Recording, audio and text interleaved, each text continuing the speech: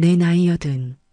사람들은 이 나이를 황혼이라 부르지만 저는 제 인생의 마지막 장을 가장 뜨거운 대낮으로 만들 작정입니다. 내 이름은 김승순. 평생을 남편과 함께 시장에서 옷 장사를 해 악착같이 돈을 모았고 남편이 세상을 떠난 뒤에는 그가 남긴 유산과 제 돈을 합쳐 작은 상가 건물 두어 채를 굴리며 살아왔지요. 자식이라고는 오직 아들 하나, 박기태가 전부였습니다. 그날은 일요일이었어요. 모처럼 솜씨를 부려 갈비찜을 넉넉히 재우고 알록달록한 구절판도 준비했습니다. 하나뿐인 아들 내외를 저녁 식사에 초대했거든요. 얼마 만에 함께하는 식사인지 기억도 가물가물했지만 오늘만큼은 꼭 얼굴을 봐야 했습니다. 제 인생에서 가장 중요한 결정을 전해야 하는 날이었으니까요. 초인종 소리가 울리고 현관문을 열자 훤칠한 아들 녀석과 화려한 옷차림의 며느리 이나빈이 서 있었습니다. 어머니, 저 왔어요. 아이고, 무슨 냄새가 이렇게 좋아요? 며느리는 과장된 목소리로 너스레를 떨며 들어섰지만 그 눈은 집안을 빠르게 훑고 있었어요. 혹시나 뭐가 바뀌거나 없어지지는 않았는지 감정하는 듯한 그 눈빛이 저는 참 싫었습니다.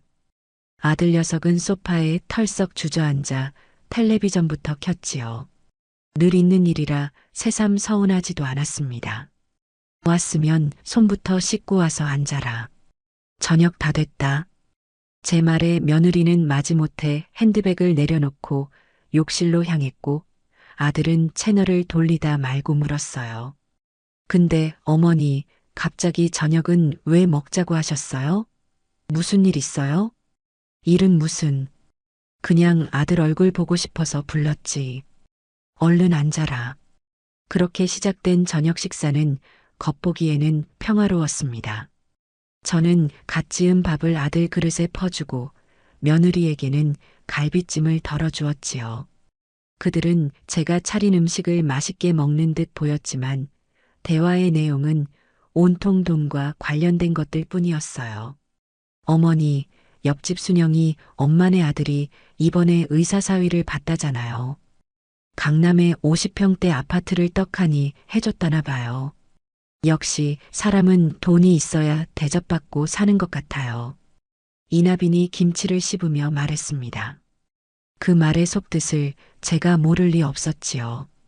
어머니도 재산 썩히지 말고 우리한테 좀 쓰세요. 하는 무언의 압박이었어요. 아들 박기태도 거들었습니다. 맞아. 요즘 사업도 영 시원찮은데 대출 이자만 매달 수백이에요. 어머니 상가 월세는 꼬박꼬박 잘 들어오죠? 참으로 오랜 세월을 살았지요. 이제는 저들의 말 한마디, 눈빛 하나에 담긴 탐욕이 훤히 보였습니다. 하지만 저는 그저 묵묵히 고개만 끄덕이며 식사를 계속했어요. 폭풍이 몰아치기 전에 고요함처럼 식탁 위에는 어색한 평화가 감돌고 있었습니다. 그 결정은 제 인생의 마지막이자 가장 중요한 이정표가 될 것이었어요. 그리고 그 이정표 앞에서 저는 더 이상 망설이지 않기로 했습니다. 과일까지 내어가며 식사를 모두 마쳤을 무렵 저는 마침내 입을 열었습니다. 거실 소파에 나란히 앉아 배를 두드리고 있는 아들과 며느리를 향해 찻잔을 내려놓으며 말했지요. 기태야, 나빈아. 오늘 너희를 부른 건 할 말이 있어서다. 제 목소리가 평소보다 조금 낮게 깔리자 두 사람의 표정이 미묘하게 변했습니다. 며느리는 혹시나 유산 상속에 관한 이야기가 나올까 기대하는 눈치였고 아들은 귀찮다는 표정을 애써 감추고 있었어요. 저는 그들의 얼굴을 똑바로 마주하고 제 생애 가장 단단한 목소리로 선언했습니다. 내가 가진 모든 재산을 사회에 환원하기로 했다. 순간 거실의 모든 소음이 멎었습니다. 텔레비전에서 흘러나오던 웃음소리마저 아득하게 멀어지는 듯 했어요. 아들은 손에 들고 있던 찻잔을 놓쳐 쨍그랑 소리를 냈고 며느리는 방금 제가 한 말을 이해하지 못한 사람처럼 눈만 끔뻑이고 있었지요. 네, 방금 뭐라고 하셨어요, 어머니? 며느리 이나빈이 가장 먼저 정적을 깼습니다. 그녀의 목소리는 가늘게 떨리고 있었어요. 못 들었니? 내 전 재산. 이 집, 상가 2채, 그리고 내 통장에 있는 돈 전부. 어려운 학생들을 위해 쓰기로 결정했다. 제 말이 끝나자마자 며느리의 표정이 무섭게 변하기 시작했습니다. 조금 전까지 가식적인 미소를 띠고 있던 얼굴에서 핏기가 가시고 눈에는 살기마저 어렸어요. 어머니, 지금 제정신이세요? 평생 고생해서 모은 재산을 왜 생판 남 좋은 일을 시켜요? 저희는요? 기태 씨랑 저는요? 목소리가 찢어질 듯 날카로웠습니다. 옆에 있던 아들 박기태도 그제야 상황 파악이 됐는지 벌떡 일어났어요. 엄마, 장난이지? 이게 무슨 말도 안 되는 소리야. 그 돈이 어떤 돈인데. 아버지랑 평생 시장 바닥에서 뒹굴면서 모은 돈을 그냥 기부해. 그걸 왜 엄마 마음대로 결정해. 아들의 얼굴은 분노로 시뻘게 달아올라 있었습니다. 엄마 마음대로라니요. 제 인생과 남편의 인생이 담긴 돈을 두고 자식이라는 이유만으로 당연히 자신의 것이라 여기는 그 오만함에 기가 찼습니다. 그럼 누구 마음대로 하니? 내 돈이고 내 아버지와 나의 돈이다. 이걸 어떻게 쓸지는 내가 결정하는 게 당연하지. 당연하다니. 자식인 내가 있는데 어떻게 그게 당연해. 나 사업 힘든 거 뻔히 알면서 그 돈 있으면 우리 아들 유학도 보내고 나도 새 차 한 대 뽑을 수 있는데 그걸 다 없앤다고? 녀석의 입에서 나온 말은 온통 자신의 욕심뿐이었습니다. 제 결정에 대한 존중이나 그 결정 이면에 있을 제 생각에 대한 궁금증은 티끌만큼도 찾아볼 수 없었어요. 그저 눈앞에 내 돈이 사라진다는 사실에 이성을 잃고 날뛰는 짐승과 같았습니다. 며느리는 한술 더 떴지요. 어머니, 혹시 어디 이상한 기부단체에 속으신 거 아니에요? 요즘 노인들 등쳐먹는 사기꾼들이 얼마나 많은데요. 당장 그 사람들 연락처 대세요. 제가 알아봐야겠어요. 두 사람은 마치 제가 이미 재산을 어딘가에 빼앗기기라도 한 것처럼 저를 몰아세웠습니다. 평화로웠던 저녁 식탁은 순식간에 탐욕과 분노가 들끓는 전쟁터로 변해버렸습니다. 저는 그제야 똑똑히 깨달았어요. 아, 이 저녁 식사가 그들과 함께하는 마지막 식사가 되겠구나. 며느리 이나비는 옆에 있던 계산기를 집어들더니 미친 사람처럼 무언가를 두드리기 시작했습니다. 이 집이 지금 시세가 얼마고 상가 2개면 보증금에 월세만 합쳐도 어머니, 지금 몇십억을 허공에 날리겠다는 거예요. 차라리 저희를 주세요. 저희가 매달 용돈 두둑하게 챙겨드릴게요. 네. 그녀의 눈은 탐욕으로 번들거렸습니다. 용돈이라는 단어로 저를 회유하려 했지만 그건 결국 재산을 넘기면 콩고물이라도 던져주겠다는 말과 다르지 않았지요.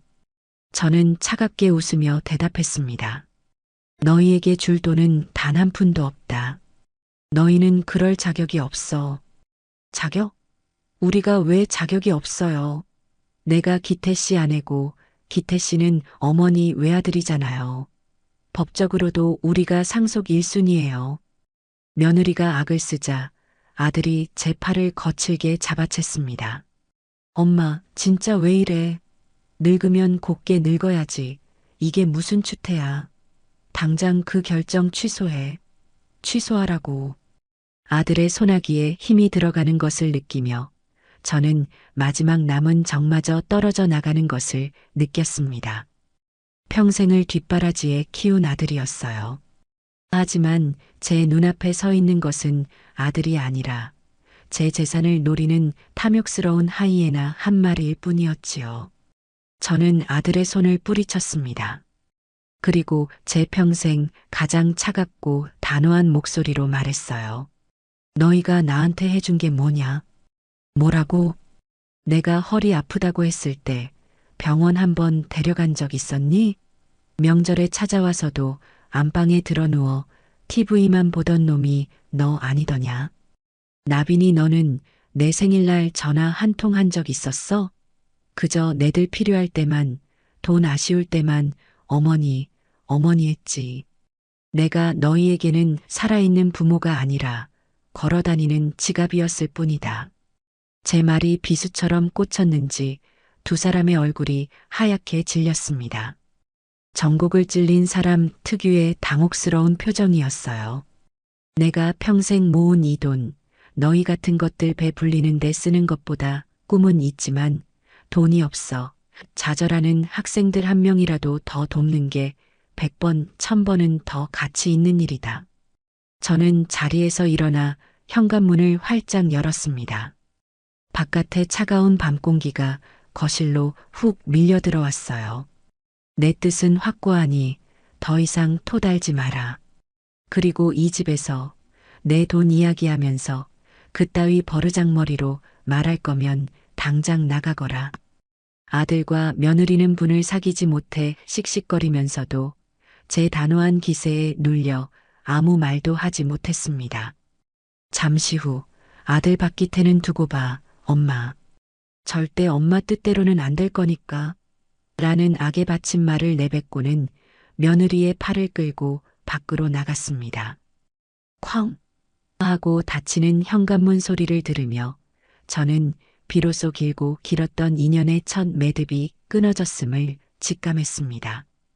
이것은 끝이 아니라 지독한 전쟁의 시작일 뿐이었어요. 하지만 이상하게도 두렵지 않았습니다. 오히려 후련하기까지 했지요. 아들 내외가 폭풍처럼 집을 빠져나간 뒤 저는 한참을 그 자리에 서 있었습니다. 쨍그랑 소리를 내며 깨져버린 찻잔 조각들이 발치에서 위태롭게 빛나고 있었지요. 마치 산산조각 난 우리 모자, 광계의 파편처럼 보였습니다. 저는 묵묵히 허리를 숙여 빗자루와 쓰레받기를 가져왔습니다. 사기 조각들을 조심스럽게 쓸어 담는 동안 제 마음속에서는 분노나 슬픔 대신 이상하리만치 차가운 평온함이 자리 잡고 있었어요. 그래, 올 것이 왔을 뿐이다. 썩은 가지는 제때 쳐내야 나무가 제대로 자라는 법이지요. 정성껏 차렸던 저녁상에는 손도 대지 않은 갈비찜이 식어가고 있었습니다. 저것을 만들기 위해 오늘 아침부터 얼마나 분주하게 움직였던가. 자식 입에 맛있는 것 하나 더 넣어주려는 어미의 마음을 저들은 돈으로밖에 해석하지 못했습니다. 저는 미련 없이 남은 음식을 전부 음식물 쓰레기통에 쏟아부었습니다. 아깝다는 생각은 들지 않았어요. 저 음식에 담았던 제 마음이 더 아까웠으니까요. 모든 것을 치우고 소파에 앉으니 집안은 물을 끼얹은 듯 조용했습니다. 평생을 함께한 남편이 떠나고 늘 이 정도의 적막 속에서 살아왔지만 오늘따라 그 고요함이 무겁지만은 않았습니다. 어쩌면 저는 오랫동안 이 순간을 기다려왔는지도 모릅니다. 자식이라는 굴레, 어미라는 책임감에 묶여 차마 실행하지 못했던 내 인생의 마지막 과업을 시작할 용기를 얻은 것이지요. 그날 밤 저는 잠을 설쳤습니다. 앞으로 벌어질 일들이 짐작되었기 때문이지요. 저들의 성격을 제가 모를 리 없습니다. 순순히 물러설 위인들이 아니었어요. 아마 온갖 방법을 동원해 저를 괴롭히고 제 결정을 무너뜨리려 할 겁니다. 하지만 괜찮아요. 저는 제 남은 생애를 걸고 이 싸움을 해낼 각오가 되어 있었습니다. 다음 날 오후 예상했던 대로 전화벨이 울렸습니다. 발신자 표시에 며느리라는 글자가 뜨는 것을 보고 저는 심호흡을 한 뒤 전화를 받았습니다. 여보세요. 어머님, 저 나빈이에요. 수화기 너머로 들려오는 것은 목이 맨 울음소리였습니다. 어제 저를 잡아먹을 듯이 노려보던 그 여자라고는 상상할 수 없는 가냘프고 서러운 목소리였지요. 하지만 저는 그 연극에 속아줄 만큼 어리숙하지 않았습니다. 무슨 일이냐? 어머니, 어제는 저희가 정말 죽을 죄를 지었어요. 아버님 살아계셨으면 저희 정말 흙 종아리 맞았을 거예요. 기태 씨도 밤새 한숨도 못 자고 자기 머리를 쥐어뜯으면서 후회했어요. 어머니의 깊은 뜻도 모르고 저희가 너무 어리석었어요. 용서해 주세요, 어머니. 참으로 가증스러운 연기였어요. 그 눈물에서 진심을 찾느니 사막에서 바늘을 찾는 편이 쉬울 겁니다. 예전에도 저런 적이 있었지요. 아들 녀석 사업이 어렵다며 제게 5천만 원을 빌려간 적이 있었습니다. 갚겠다는 약속은 당연히 지켜지지 않았고 몇 달 뒤 제가 넌지시 돈 이야기를 꺼내자 며느리는 바로 저렇게 전화로 울음보를 터뜨렸습니다. 어머니, 저희가 일부러 안 갚는 게 아니에요. 너무 힘들어서 그래요. 저희를 그렇게 못 믿으세요? 그 서러운 연기에 마음이 약해져 알았다. 천천히 갚아라 했던 것이 결국 제 실수였습니다. 그 돈은 아직도 받지 못했지요. 그래서 용건이 뭐냐? 용서해달라는 말하려고 전화한 건 아닐 테고. 제 차가운 반응에 며느리의 울음소리가 잠시 멎었습니다. 당황한 기색이 역력했지요. 아니에요, 어머니. 정말 순수하게 사과드리고 싶어서 그리고 한 번만 더 생각해 보시면 안 될까 해서요. 저희가 잘 모실게요. 앞으로 매주 찾아뵙고 어머니 좋아하시는 회도 사드리고 네. 됐다. 네. 그런 소리 하려거든 끊어라. 너희한테 잘 보일 생각으로 내린 결정 아니다. 그래도 어머니, 손주는 생각하셔야죠. 하나뿐인 손주잖아요.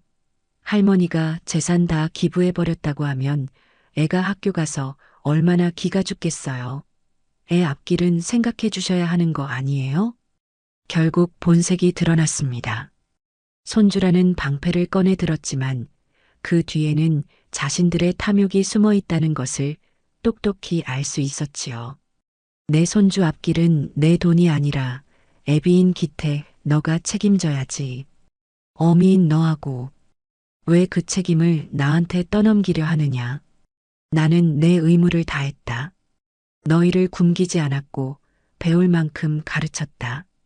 그걸로 내 역할은 끝난 거야. 이제 내 돈은 내 뜻대로 쓴다. 다시는 이 일로 전화하지 마라. 저는 제 말만 전하고 전화를 끊어버렸습니다. 수화기를 내려놓자 다시 집안에는 평화가 찾아왔습니다. 저들의 감정 소모에 더는 휘둘리지 않기로 마음먹으니 오히려 정신이 맑아지는 기분이었어요. 며칠 뒤 이번에는 아들에게서 연락이 왔습니다. 며느리의 눈물 작전이 통하지 않자 다른 술을 들고 나온 모양이었지요. 엄마, 저 기태예요. 얘기 좀 해요. 그의 목소리는 의외로 차분했습니다. 하지만 그 차분함 속에 도사린 비열함을 저는 놓치지 않았습니다. 무슨 얘기? 엄마가 아무래도 요즘 세상 물정을 잘 모르시는 것 같아서요. 전문가랑 한번 상담을 받아보는 게 좋을 것 같아요. 제가 아는 사람 중에 아주 유능한 자산관리사가 있거든요. 내일 그분이랑 같이 한번 찾아뵐게요. 엄마 재산을 어떻게 하면 가장 효율적으로 안전하게 굴릴 수 있는지 설명해 주실 거예요. 자산관리사라니요.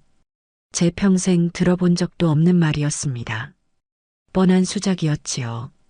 전문가라는 사람을 앞세워 저를 현혹하고 결국에는 자신들의 뜻대로 돈을 주무르려는 속셈이었습니다. 필요 없다. 내가 알아서 한다. 아니, 엄마. 이건 엄마를 위한 거야. 기부도 좋은데 요즘은 그냥 하는 게 아니에요. 세금 문제도 있고 재단을 만들더라도 운영하는 게 보통 일이 아니라고요. 전문가 조언을 들어서 나쁠 거 없잖아. 무조건 거절만 하지 말고 내일 딱 1시간만 얘기 들어봐요. 네.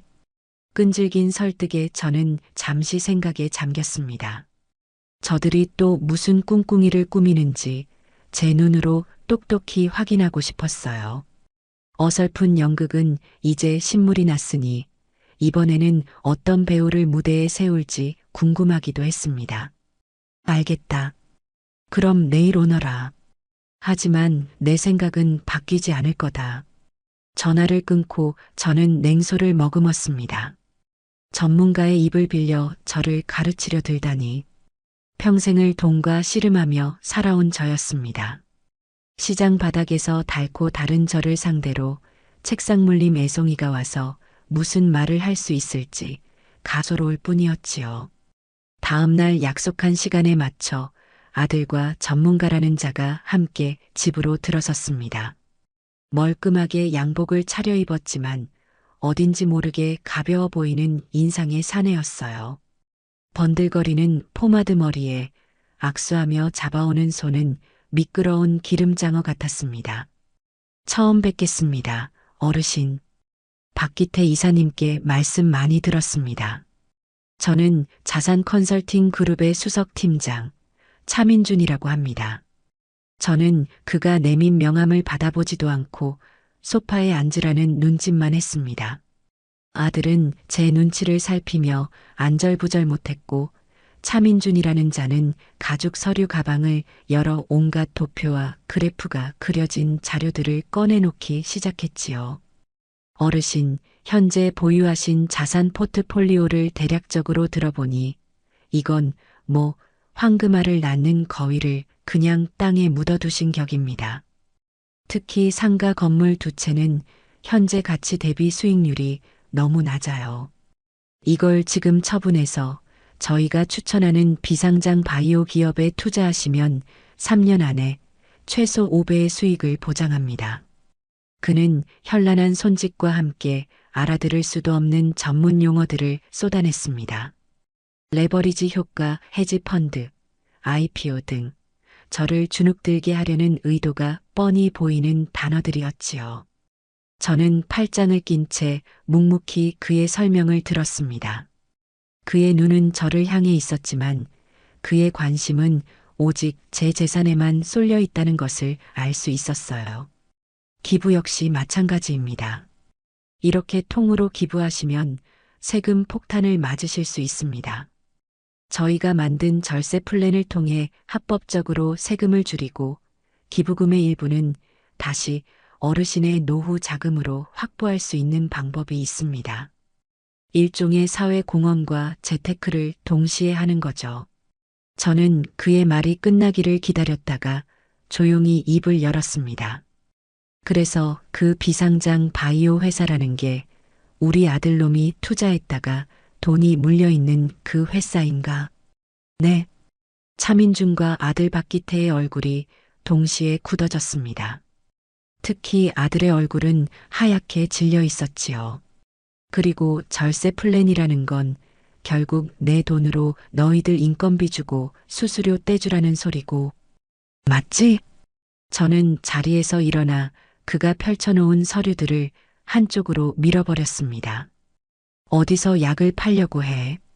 너 나를 뭘로 보고 이런 가짜는 수작을 부리는 게냐?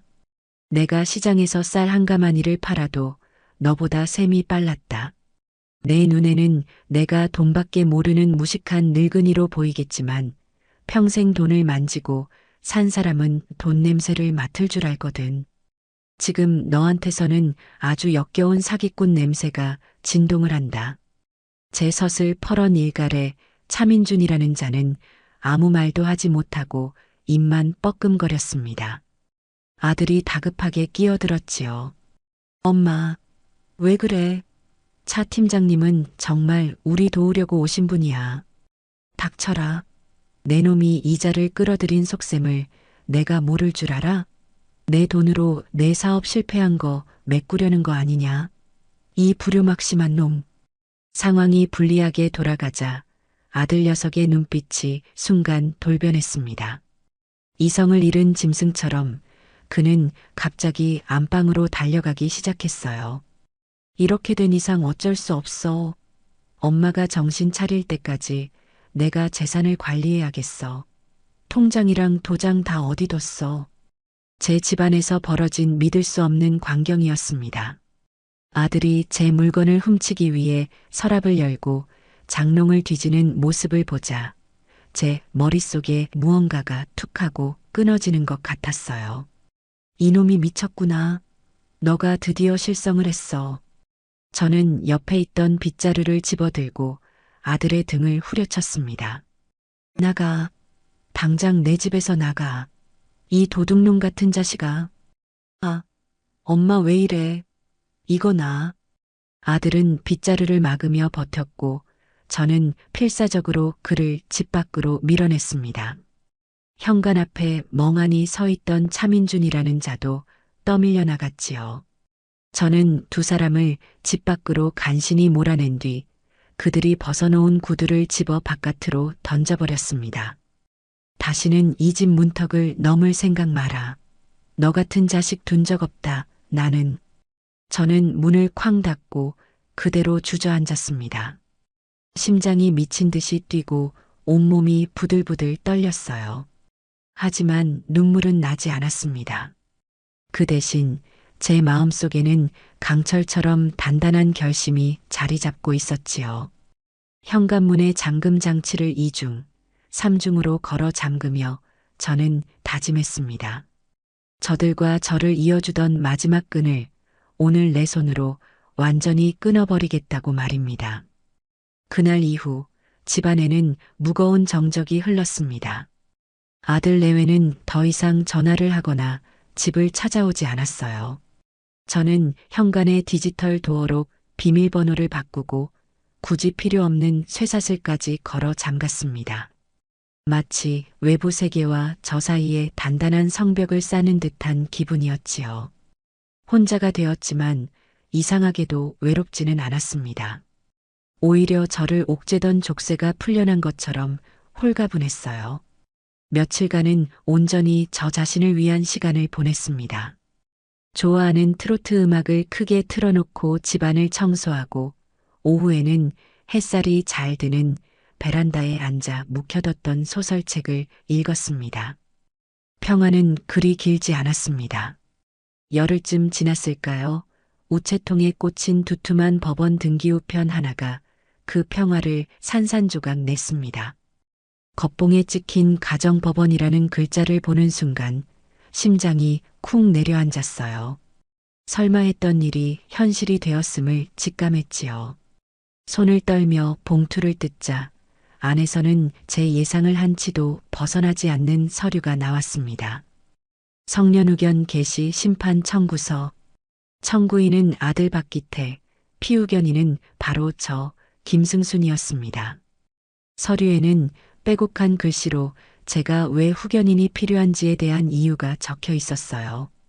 최근 급격한 기억력 감퇴를 보임, 고인의 유지를 멋대로 왜곡하여 평생 모은 재산을 탕진하려 함, 정상적인 판단 능력이 결여된 상태로 보여 시급한 보호와 관리가 필요함. 한자 한자 읽어내려갈수록 피가 거꾸로 솟는 기분이었습니다. 저를 정신병자로 판단 능력이 없는 노인으로 몰아법의 이름으로 제 재산을 통제하겠다는 그들의 비열한 속셈이 고스란히 담겨 있었지요. 저는 서류를 쥔 채 한참을 소파에 멍하니 앉아 있었습니다. 분노를 넘어 깊은 허탈감이 밀려왔어요. 제 배 아파 낳은 자식이 제 돈을 빼앗기 위해 저를 법적으로 금치산자나 다름없는 사람으로 만들려 하고 있었습니다. 세상에 이보다 더한 불효가 또 있을까요? 눈물이 핑 돌았지만 저는 이를 악물고 눈물을 삼켰습니다. 지금은 울고 있을 때가 아니었어요. 저들이 법으로 나온다면 저 역시 법으로 맞서 싸워야 했습니다. 저는 곧바로 전화기를 들었습니다. 수화기 너머 신호음이 몇 번 울리고 이내 익숙하고 굵은 목소리가 들려왔습니다. 조 변호사입니다. 조 변호사님, 저예요. 김승순. 아, 승순 여사. 오랜만이요. 별일 없으시지? 조철중 변호사. 그는 제 남편과 막역한 친구 사이였고 지금은 대한민국에서 손꼽히는 법무법인의 대표 변호사였습니다. 남편이 살아있을 때 저희 부부는 그의 도움을 여러 번 받았지요. 시장 상인들과의 분쟁이 생겼을 때나 건물을 매입할 때 법률 자문이 필요할 때마다 그는 언제나 묻지도 따지지도 않고 저희 편이 되어 주었습니다. 남편이 세상을 떠난 뒤로는 명절이나 기일에 안부 전하나 드리는 게 전부였지만 지금 제게 도움을 청할 수 있는 유일한 사람이었습니다. 별일이 아주 크게 생겼습니다. 저는 차분하게 그간의 일들을 모두 털어놓았습니다. 전 재산 기부 선언부터 아들 내외의 추악한 반응, 그리고 오늘 받은 성년 의견 게시, 심판 청구서까지 이야기를 듣는 내내 조 변호사는 아무 말 없이 제 말을 경청했습니다. 제 이야기가 모두 끝나자 그가 나지막이 말했습니다. 그놈들 아주 배은망덕한 짓을 저질렀구먼. 섭섭하시겠소. 섭섭한 마음이야 왜 없겠습니까? 하지만 지금은 그런 감정에 빠져 있을 때가 아닌 것 같아요. 저는 싸워야 합니다. 제 마지막 자존심을 지키기 위해서라도요. 제 단호한 목소리에 조 변호사는 잠시 침묵하더니 이내 호탕하게 웃었습니다. 하하, 그래, 그래야 김승순 여사답지. 역시 우리 박서방이 사람 하나는 제대로 봤어. 알겠소. 걱정 마시오.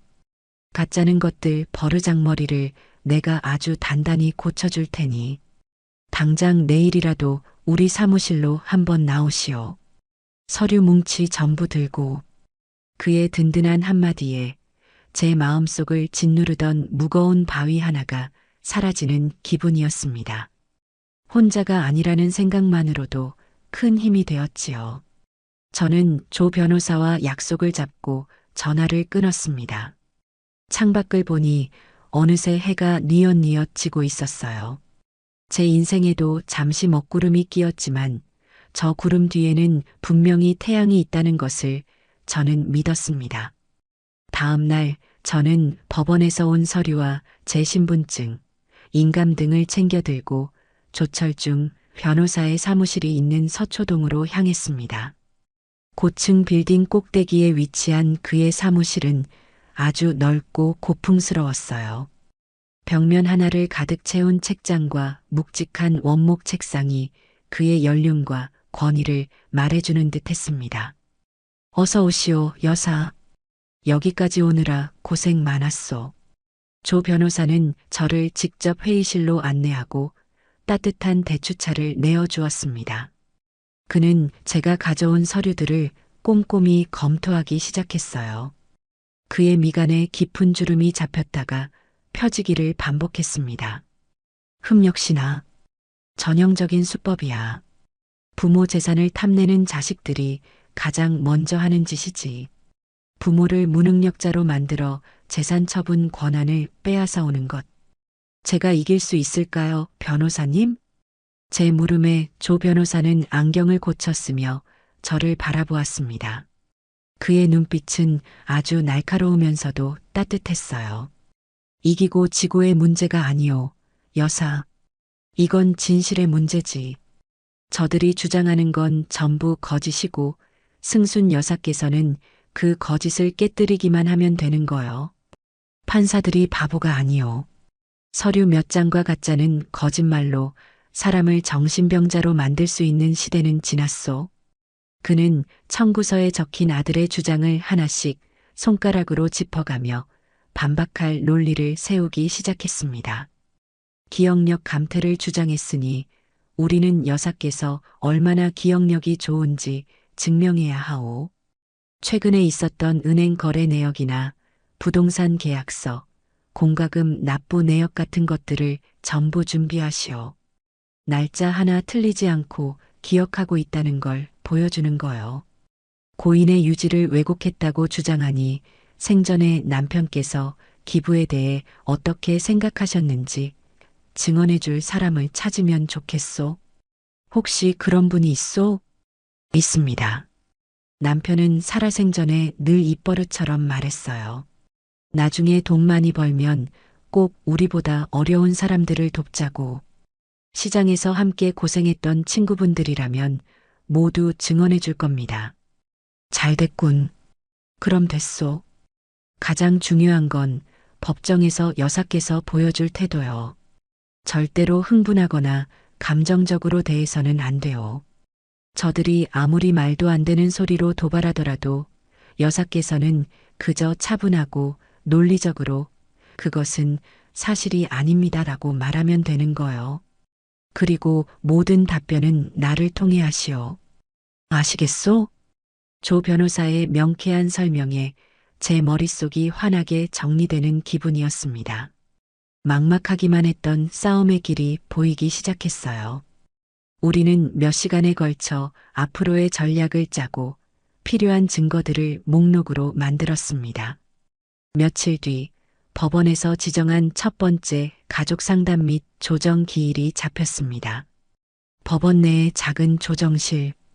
그곳에서 저는 아들 내외와 다시 마주해야 했습니다. 그들 옆에는 젊고 인상이 날카로워 보이는 변호사가 앉아 있었지요. 저 역시 조 변호사와 함께 자리에 앉았습니다. 조정위원회 주재 하에 대화가 시작되었지만 그것은 대화가 아닌 일방적인 공격에 가까웠습니다. 어머니, 저희가 왜 이러는지 정말 모르시겠어요? 다 어머니를 위해서예요. 요즘 부쩍 깜빡깜빡 하시잖아요. 지난달에는 가스불 올려놓은 것도 잊어버리시고 며느리 이나빈이 슬픈 표정을 지으며 말했습니다. 명백한 거짓말이었지요. 저는 조 변호사의 조언대로 입을 꾹 다물고 있었습니다. 제 대신 조 변호사가 나섰습니다. 그 주장에 대한 구체적인 증거가 있습니까? 예를 들어 119에 신고한 기록이라든가 이웃의 증언이라도 있습니까? 상대 측 변호사가 당황하며 그건 하고 말을 흐렸습니다. 아들 박기태가 거들고 나섰지요. 증거가 뭐가 필요합니까?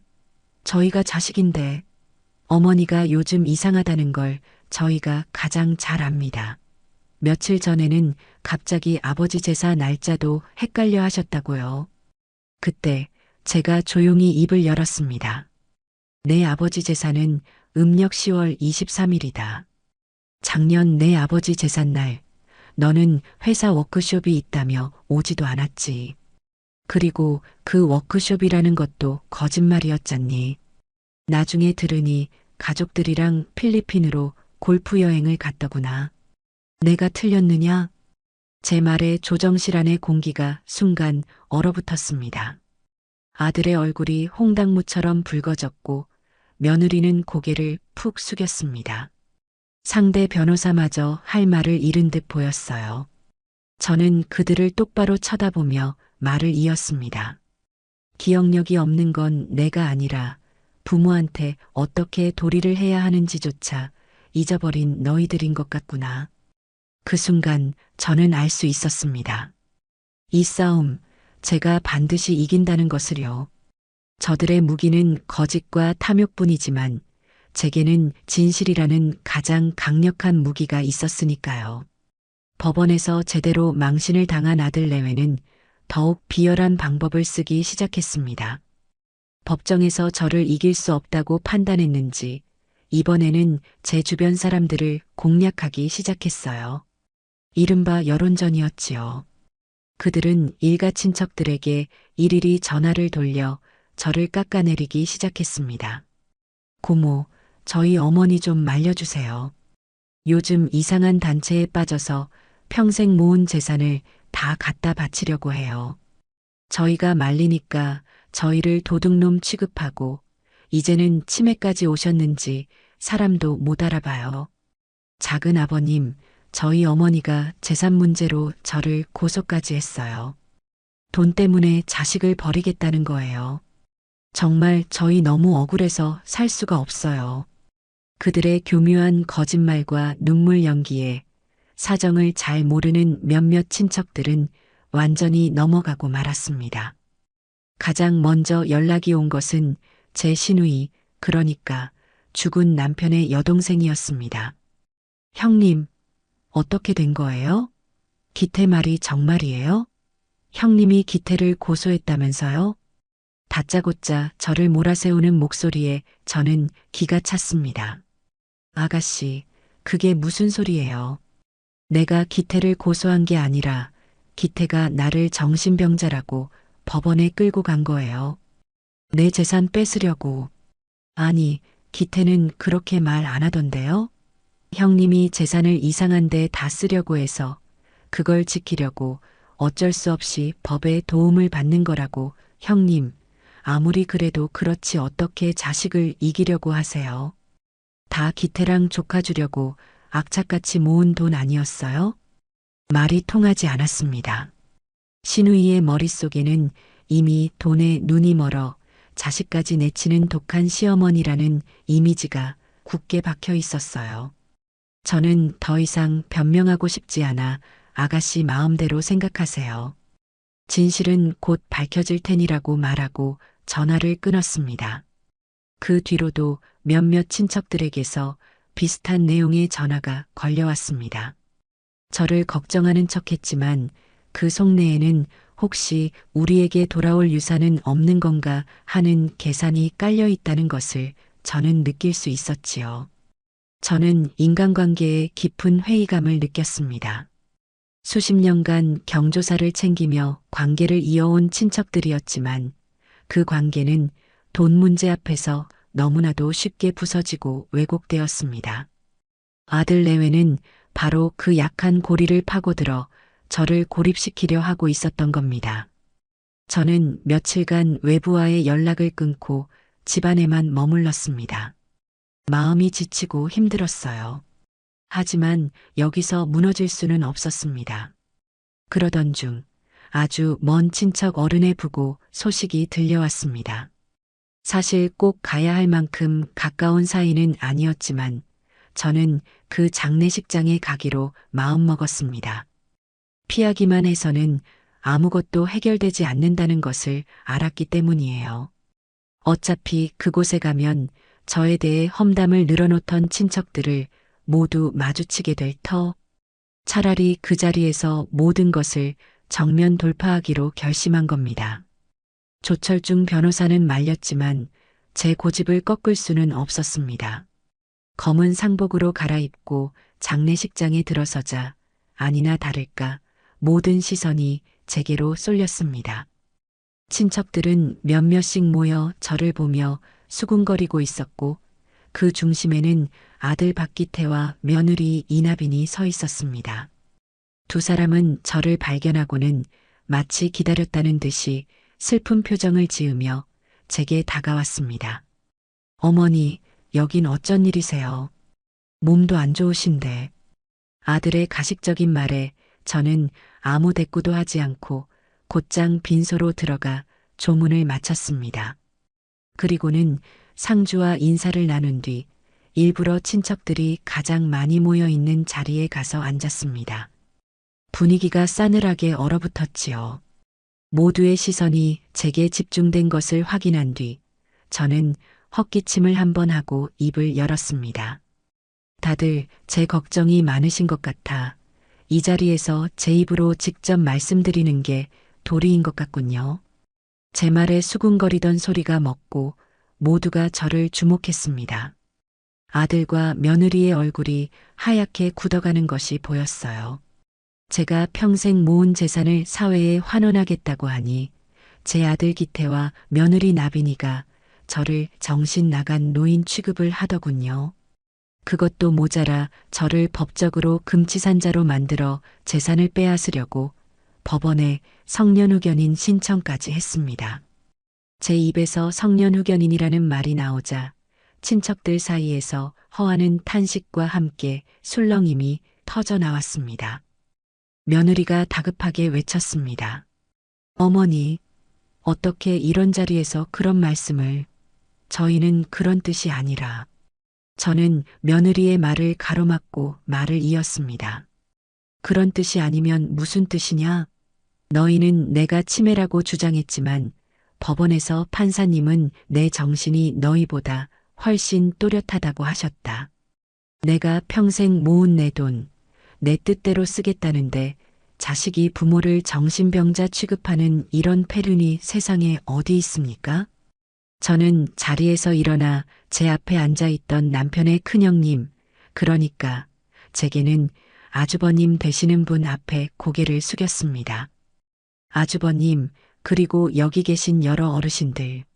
제가 정말 돈에 눈이 먼 미친 늙은이로 보이십니까? 아니면 제 자식들이 탐욕에 눈이 먼 불효자식으로 보이십니까? 부디 현명하게 판단해 주십시오.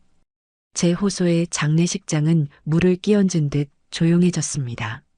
전세는 완벽하게 역전되었지요. 잠시 후 가장 연장자였던 아주버님이 무겁게 입을 열었습니다. 기태야, 네, 큰아버지. 내 어미 말이 사실이냐? 너가 정말 내 어미를 법원에 끌고 갔어? 아들 박기태는 아무 대답도 하지 못하고 고개만 푹 숙였습니다. 그 침묵은 모든 것을 인정하는 것과 다름없었지요. 아주버님은 크게 한숨을 쉬며 혀를 찼습니다. 쯧쯧 이놈, 이 불효막심한 놈아. 애비가 살아있었으면 내 놈 다리 몽둥이가 부러졌을 것이다. 돈이 뭔데? 돈이 부모보다 중하단 말이냐. 아주버님의 불호령이 떨어지자 다른 친척들도 하나둘씩 아들 내외를 향해 비난을 쏟아내기 시작했습니다. 어떻게 그런 생각을 할 수가 있나. 부모 가슴에 대못을 박아도 유분수지. 아들과 며느리는 사방에서 쏟아지는 질책에 얼굴이 잿빛이 되어 어쩔 줄을 몰라 했습니다. 특히 며느리 이나비는 평소 친척들 앞에서 고상한 척, 잘난 척은 혼자 다 하더니 모든 사람 앞에서 망신을 당하자 얼굴을 가리고 울음을 터뜨리며 장례식장을 뛰쳐나갔습니다. 아들은 제게 다가와 어떻게 이럴 수가 있어요. 온 동네방네 망신을 줘야 속이 시원해요? 라며 악을 썼지만 그 누구도 그의 편을 들어주지 않았습니다. 오히려 아직도 정신을 못 차렸네라는 핀잔만 돌아올 뿐이었지요. 그날 밤 저는 집으로 돌아와 모든 친척과 가까운 지인들의 연락처가 저장된 그룹 채팅방을 만들었습니다. 그리고 그곳에 아주 간결하고 명확한 글을 올렸지요. 김승순입니다. 제 개인적인 일로 여러분께 심려를 끼쳐드린 점 송구스럽게 생각합니다. 몇 가지 사실을 바로잡고자 글을 올립니다. 저는 제 전 재산을 사회에 환원하기로 결정했으며 이 뜻에는 변함이 없습니다. 제 아들 박기태는 이에 불만을 품고 저에 대한 성년 의견 게시를 법원에 청구했으나 저의 정상적인 판단 능력이 인정되어 곧 기각될 예정입니다. 저는 제 남은 생을 불필요한 오해와 다툼 없이 제가 계획한 의미 있는 일을 하며 평온하게 보내고 싶습니다. 부디 저의 결정을 존중해 주시길 바랍니다. 감정적인 호소는 일절 배제하고 오직 사실만을 담담하게 적었습니다. 이 글을 올린 뒤 저는 휴대폰을 무음으로 바꾸고 잠자리에 들었습니다. 다음 날 아침 휴대폰에는 수십 개의 메시지가 와 있었습니다. 대부분은 저를 응원하고 제 결정을 존중한다는 내용이었어요.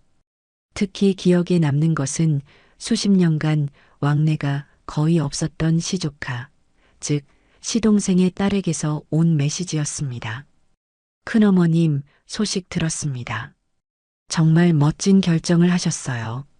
큰아버님께서 살아계셨다면 정말 자랑스러워 하셨을 거예요.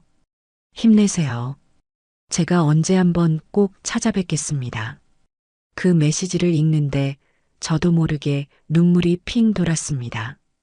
피를 나눈 아들에게서는 비수를 맞았는데 오히려 멀게만 느껴졌던 조카에게서는 따뜻한 위로를 받은 겁니다. 저는 비로소 깨달았습니다. 진정한 내 편은 혈연으로 정해지는 것이 아니라는 것을요.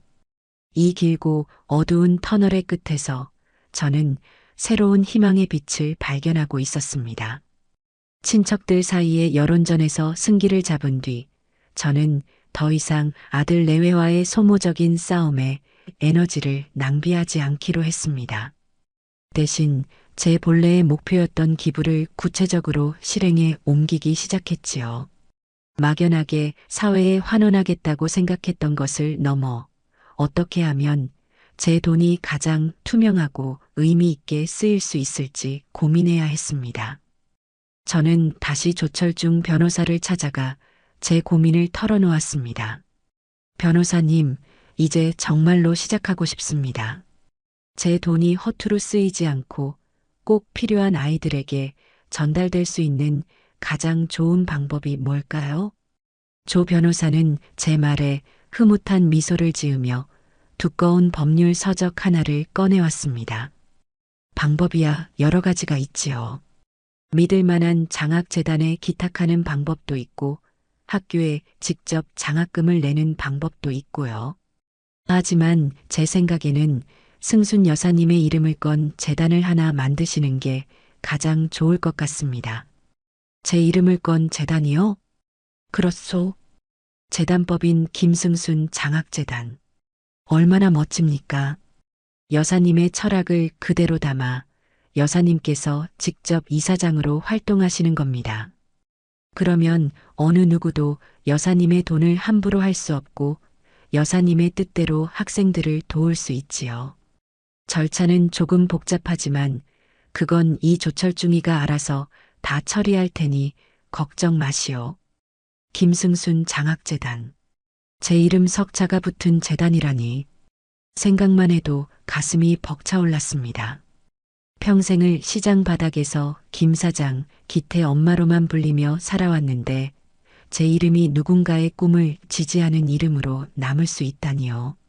저는 그 자리에서 조 변호사의 제안을 받아들이기로 했습니다. 그날부터 저는 조 변호사의 도움을 받아 재단 설립 준비에 박차를 가했습니다.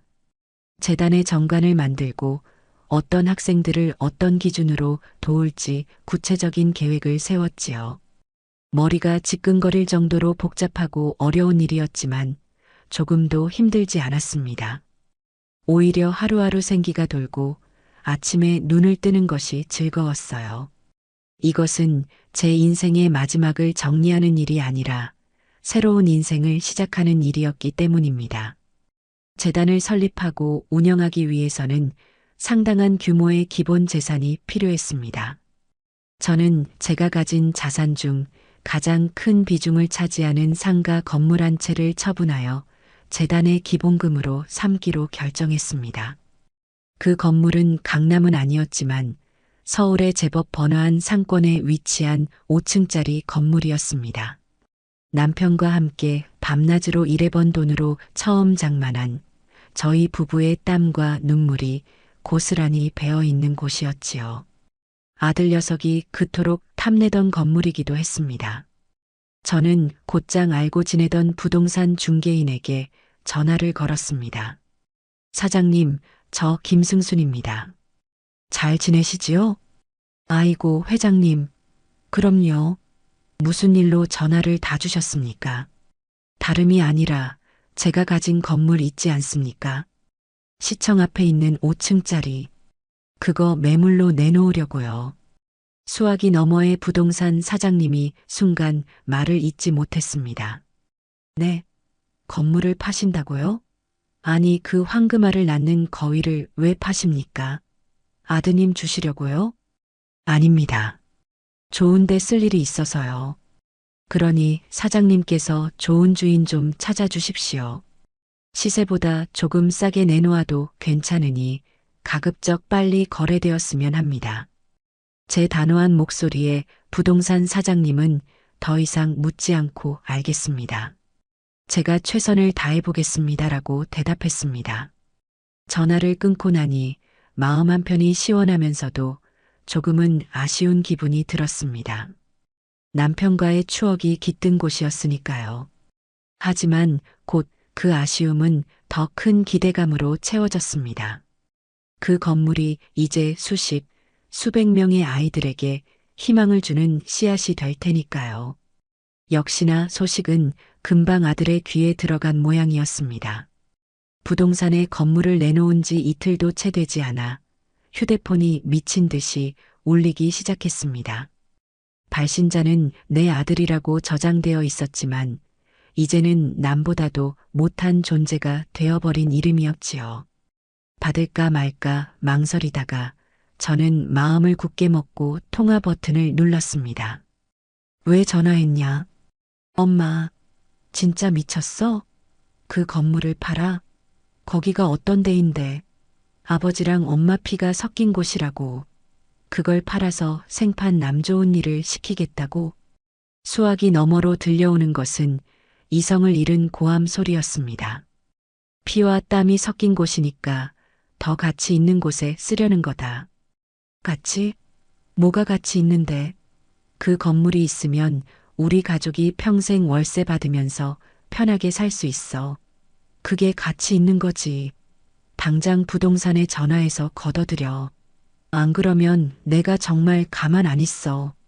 녀석의 목소리에는 협박과 저주가 가득 담겨 있었습니다. 예전 같았으면 그 고함 소리에 가슴이 철렁 내려앉고 내가 너무한 건가 하는 죄책감이 들었을지도 모릅니다. 하지만 이제는 아니었어요. 그의 분노가 클수록 제 결정이 옳았다는 확신만 더욱 강해졌습니다. 가만 안 있으면 어쩔 건데. 또 나를 정신병원에 쳐넣기라도 할 테냐? 제 차가운 반문에 아들은 순간 말을 잇지 못했습니다. 저는 그 틈을 놓치지 않고 말을 이었습니다. 기태야, 그 건물은 이제 더 이상 내 것이 아니다. 곧 김승순 장학재단의 것이 될 거다. 그러니 너는 더 이상 그 건물에 대해 어떠한 권리도 주장할 수 없어. 이성을 되찾고 내 인생이나 똑바로 살아라. 다시는 이런 일로 전화하지 말고. 저는 그 말을 끝으로 미련 없이 전화를 끊어버렸습니다. 그리고는 곧바로 그의 번호를 수신 차단 목록에 추가해버렸지요. 더 이상 저를 흔들려는 그의 목소리를 듣고 싶지 않았습니다. 그날 오후 저는 잠시 머리를 식힐 겸 집 밖으로 나섰습니다. 재단 설립 준비로 서류만 들여다봤더니 눈이 침침한 것 같았어요. 정처 없이 동네를 걷다가 저는 문득 한 패스트푸드점 창가에 앉아있는 여학생에게 시선이 머물렀습니다. 낡고 해진 교복을 입은 아이는 산더미처럼 책을 쌓아놓고 무언가에 열중하고 있었지요. 시끄러운 가게 안에서 오직 그 아이의 주변만 시간이 멈춘 것처럼 고요해 보였습니다. 저는 저도 모르게 가게 안으로 들어가 그 아이의 맞은편에 조용히 앉았습니다. 아이는 제가 앉은 것도 모를 정도로 문제집에 코를 박고 있었어요. 한참 뒤 어려운 문제라도 만났는지 아이가 머리를 쥐어뜯으며 한숨을 쉬었습니다. 무슨 공부를 그렇게 열심히 하니? 제가 말을 걸자 아이는 깜짝 놀라 고개를 들었습니다. 앳되고 까무잡잡한 얼굴이었지만 그 눈빛만은 초롱초롱하게 빛나고 있었어요. 아, 안녕하세요. 그냥 수능 공부하고 있었어요. 집에 안 가고 왜 이런 데서 공부해? 독서실이 더 조용하지 않니? 제 물음에 아이는 잠시 머뭇거리더니 멋쩍게 웃으며 말했습니다. 독서실은 비싸잖아요. 여긴 음료수 하나 시켜놓고 몇 시간이고 있을 수 있으니까요. 집은 동생들이 너무 시끄러워서요. 그 말을 듣는데 마음 한구석이 저릿해 왔습니다. 어려운 환경 속에서도 꿈을 잃지 않으려는 아이의 꿋꿋함이 대견하면서도 안쓰러웠지요. 꿈이 뭐니? 저는 선생님이요. 저처럼 어려운 환경에 있는 아이들한테 돈이 없어도 공부할 수 있고 꿈을 이룰 수 있다는 걸 보여주는 그런 선생님이 되고 싶어요. 그 말을 듣는 순간 저는 제 가슴 속에서 뜨거운 무언가가 울컥 차오르는 것을 느꼈습니다. 바로 저런 아이였습니다. 제가 돕고 싶었던 아이가, 제 재산이 가닿아야 할 곳이 바로 저런 아이들의 빛나는 꿈이라는 것을 다시 한번 확인하는 순간이었지요. 저는 아이에게 꼭 훌륭한 선생님이 될 수 있을 게다라고 말해주고는 자리에서 일어났습니다. 가게를 나오며 저는 건물 매각에 대한 마지막 한 조각의 아쉬움마저 완전히 털어버렸습니다. 제 결정은 틀리지 않았어요. 저는 지금 제 인생에서 가장 가치 있고 가장 옳은 일을 하고 있는 겁니다. 그 어떤 방해와 비난이 있더라도 저는 이 길을 끝까지 걸어갈 것이라고 제 자신에게 그리고 하늘에 계신 남편에게 조용히 약속했습니다. 상가 건물이 팔렸다는 소식은 조철중 변호사를 통해 들었습니다. 시세보다 조금 저렴하게 내놓은 덕에 좋은 매수자가 나타나 계약이 일사천리로 진행되었다고 했지요. 제 통장에 찍힌 수십억 원의 숫자는 더 이상 저 개인의 부가 아니었습니다. 그것은 곧 수많은 아이들의 꿈을 피워낼 씨앗이 될 터였습니다. 재단 설립을 위한 법적 절차도 막바지를 향해 달려가고 있었어요. 제 인생의 마지막 페이지가 드디어 제대로 쓰이기 시작하는 기분이었습니다. 하지만 어둠이 사라지기 전 새벽이 가장 어둡다고 했던가요? 제 계획이 현실이 되어가자 벼랑 끝에 몰린 아들 내외의 발악은 더욱 처절하고 비겁해졌습니다. 어느 쌀쌀한 초겨울 저녁이었습니다. 저녁을 먹고 텔레비전을 보고 있는데 창밖에서 무언가 흐느끼는 소리가 들려왔습니다. 처음에는 고양이가 우는 소리인가 싶었지만 소리는 그치지 않고 계속 이어졌어요. 이상한 마음에 커튼을 살짝 젖혀 밖을 내다본 저는 제 눈을 의심해야 했습니다. 저희 집 대문 앞 차가운 시멘트 바닥에 며느리 이나빈이 웅크리고 앉아 울고 있었습니다. 얇은 스웨터 하나만 걸친 채 온몸을 사시나무처럼 떨면서 말이지요. 명백한 연극이었습니다. 동정심을 유발하기 위한 아주 저급하고 계산된 쇼였지요. 저는 혀를 차며 커튼을 닫아버렸습니다. 무시하면 제풀에 지쳐 돌아가겠거니 생각했지요. 하지만 며느리는 포기하지 않았습니다. 울음소리는 점점 더 커져 골목을 울렸고 어머니, 잘못했어요. 한 번만 나와주세요. 라며 소리치기 시작했습니다. 이웃들이 창문을 열고 내다보는 기척이 느껴졌어요. 저를 파렴치한 시어머니로 만들어 압박하려는 속셈이었습니다. 이대로 두었다가는 내일 아침 동네에 흉흉한 소문이 퍼질 것이 뻔했지요. 저는 결국 두꺼운 외투를 걸치고 밖으로 나갔습니다. 대문을 열자 며느리는 저를 발견하고는 기다렸다는 듯이 바닥에 무릎을 꿇었습니다. 어머니, 제가 정말 죽을 죄를 지었어요. 제가 생각이 짧았어요. 어머니 마음을 헤아리지 못하고 돈에 눈이 멀어서 흑흑 이 못난 며느리를 제발 용서해 주세요. 그녀는 제 바짓가랑이라도 붙잡을 듯 손을 뻗었지만 저는 차갑게 한 걸음 뒤로 물러섰습니다. 그녀의 얼굴을 내려다보았지요. 눈물 콧물로 범벅이 된 얼굴이었지만 그 눈동자에는 후회나 반성의 기미가 조금도 보이지 않았습니다. 오직 제 뒤에 있는 저 집, 그리고 제가 가진 재산에 대한 집요한 욕망만이 이글거리고 있었어요. 일어나라. 동네 사람들 보기 창피하지도 않으냐. 아니에요, 어머니. 어머니께서 용서해 주실 때까지 절대 못 일어나요. 여기서 밤을 새워서라도 빌게요. 네. 용서라. 내가 뭘 용서해야 하지? 너가 나를 정신병자 취급하며 법원에 끌고 간 건 말이냐? 아니면 내 집에서 내 통장을 훔치려 했던 건 말이냐? 제 서늘한 물음에 며느리의 울음소리가 잠시 잦아들었습니다. 그건 그때는 저희가 정말 제정신이 아니었어요. 어머니 재산을 사기꾼들한테 다 뺏길까봐 걱정돼서 그런 거예요. 정말이에요. 걱정? 내 걱정은 내 재산의 안위가 아니라 그 재산이 너희 손에 들어오지 않을까 하는 불안이었겠지. 나빈아, 그만하거라. 내 연기는 이제 지겹다. 내 무릎은 차가운 바닥을 향해 있지만 내 눈은 내 집 대문을 향해 있구나. 너가 원하는 건 내 용서가 아니라 내 돈이라는 걸 내가 모를 것 같으냐? 제 말에 며느리의 얼굴에서 순간 핏기가 싹 가셨습니다. 전곡을 찔린 자의 표정이었지요. 저는 더 이상 상대할 가치도 느끼지 못하고 몸을 돌려 집으로 들어가려 했습니다. 그러자 뒤에서 며느리가 악에 받친 목소리로 외쳤습니다. 어떻게 사람이 이렇게 독해요.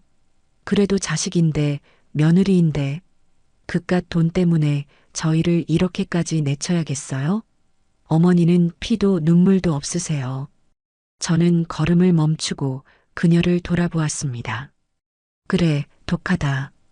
너희 같은 하이에나들로부터 내 마지막 자존심을 지키려면 이 정도는 독해져야 하더구나. 날 이렇게 만든 건 내가 아니라 바로 너희들이다. 그러니 어서 돌아가라. 다시는 내 집 앞에 나타나지 말고. 저는 그 말을 끝으로 대문을 닫고 들어와 빗장을 걸었습니다. 창밖에서는 한동안 며느리의 저주 섞인 울음소리가 들려왔지만 저는 더 이상 신경 쓰지 않았습니다. 저들의 마지막 발악이 시작되었음을 직감할 뿐이었지요. 며느리의 눈물쇼가 실패로 돌아가자 이번에는 아들이 나섰습니다. 그는 집으로 찾아오는 대신 전화를 걸어왔습니다.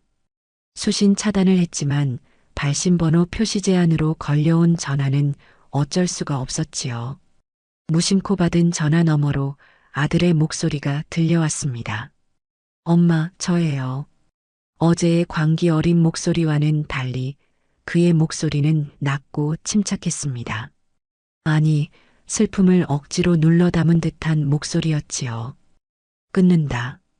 잠깐만, 제발 1분만, 아니 30초만 들어줘요.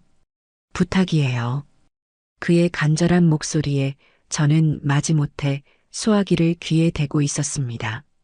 엄마 어젯밤에 꿈에 아버지가 나왔어요. 아버지라는 말에 제 심장이 덜컥 내려앉았습니다. 죽은 남편까지 이 더러운 싸움에 끌어들이려는 속셈이었습니다. 아버지가 아주 슬픈 얼굴로 저를 보고 계셨어요. 아무 말도 안 하셨는데 저는 알 수 있었어요. 엄마랑 제가 이렇게 싸우는 걸 보시고 얼마나 가슴 아파하시는지. 엄마, 아버지가 평생 고생해서 모은 돈이잖아요.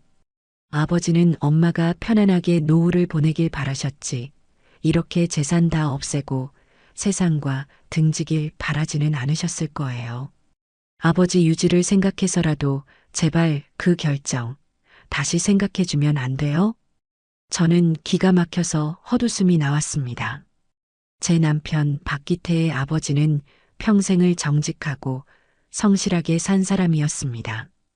불의를 보면 참지 못했고 어려운 사람을 보면 그냥 지나치지 못하는 따뜻한 사람이었지요. 그런 사람을 고작 자신의 탐욕을 채우기 위한 도구로 이용하려 들다니 용서할 수가 없었습니다. 내 아버지 이름 내 더러운 입에 올리지 마라. 엄마, 내 아버지가 어떤 분이셨는지 너는 기억이나 하니? 우리가 시장에서 장사할 때 옆가게 할머니가 리어카를 도둑 맞아 망연자실하고 있을 때 우리 먹을 쌀 팔아서 그 할머니 미천을 다시 대주신 분이 내 아버지다. 길에서 폐지 줍는 노인들 보면 꼭 따뜻한 국밥 한 그릇씩 사 먹여 보내던 분이셨다고.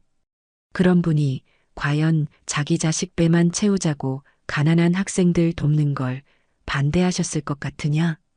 제 말에 아들은 아무 대답도 하지 못했습니다. 저는 목소리를 높였습니다. 내 아버지를 모욕하지 마라. 그분은 너처럼 탐욕스럽고 이기적인 인간을 가장 경멸했다. 너가 진정으로 아버지를 생각했다면 내 결정을 반대할 게 아니라 오히려 앞장서서 나를 도와야 했다. 어머니, 아버지의 뜻을 이어 정말 좋은 일 하십니다 하고 말이야. 넌 이미 내 아들일 자격뿐만 아니라 그분의 아들일 자격도 상실했어. 저는 전화를 끊어버렸습니다. 온몸에 소름이 돋고 분노로 몸이 떨렸습니다. 어떻게 자식이 부모를 이 지경까지 몰고 갈 수 있을까요? 그들의 탐욕의 끝은 어디일까요? 그리고 며칠 뒤 저는 그 끝을 마주하게 되었습니다. 그들은 인간으로서 넘지 말아야 할 마지막 선을 넘어버렸습니다. 저녁 무렵 모르는 번호로 전화가 걸려왔습니다. 받을까 말까 망설이다 받았는데 수화기 너머에서는 뜻밖의 목소리가 들려왔습니다. 할머니? 하나뿐인 손주, 12살짜리 민준이의 목소리였습니다. 며칠간의 소동으로 잊고 있었던 제 유일한 핏줄. 그 아이의 목소리를 듣는 순간 제 마음은 무장해제될 수밖에 없었습니다. 민준이니? 아이고, 우리 강아지. 잘 지냈어? 네, 할머니, 저 보고 싶어요. 아이의 시무룩한 목소리에 가슴 한구석이 아려왔습니다. 어른들의 싸움에 아이가 무슨 죄가 있을까요? 저는 목소리를 가다듬고 다정하게 말했습니다. 할머니도 우리 민준이 보고 싶지. 조만간 할머니가 민준이 좋아하는 장난감 사서 한번 갈게. 진짜요? 와, 그런데 할머니. 아이는 잠시 머뭇거렸습니다.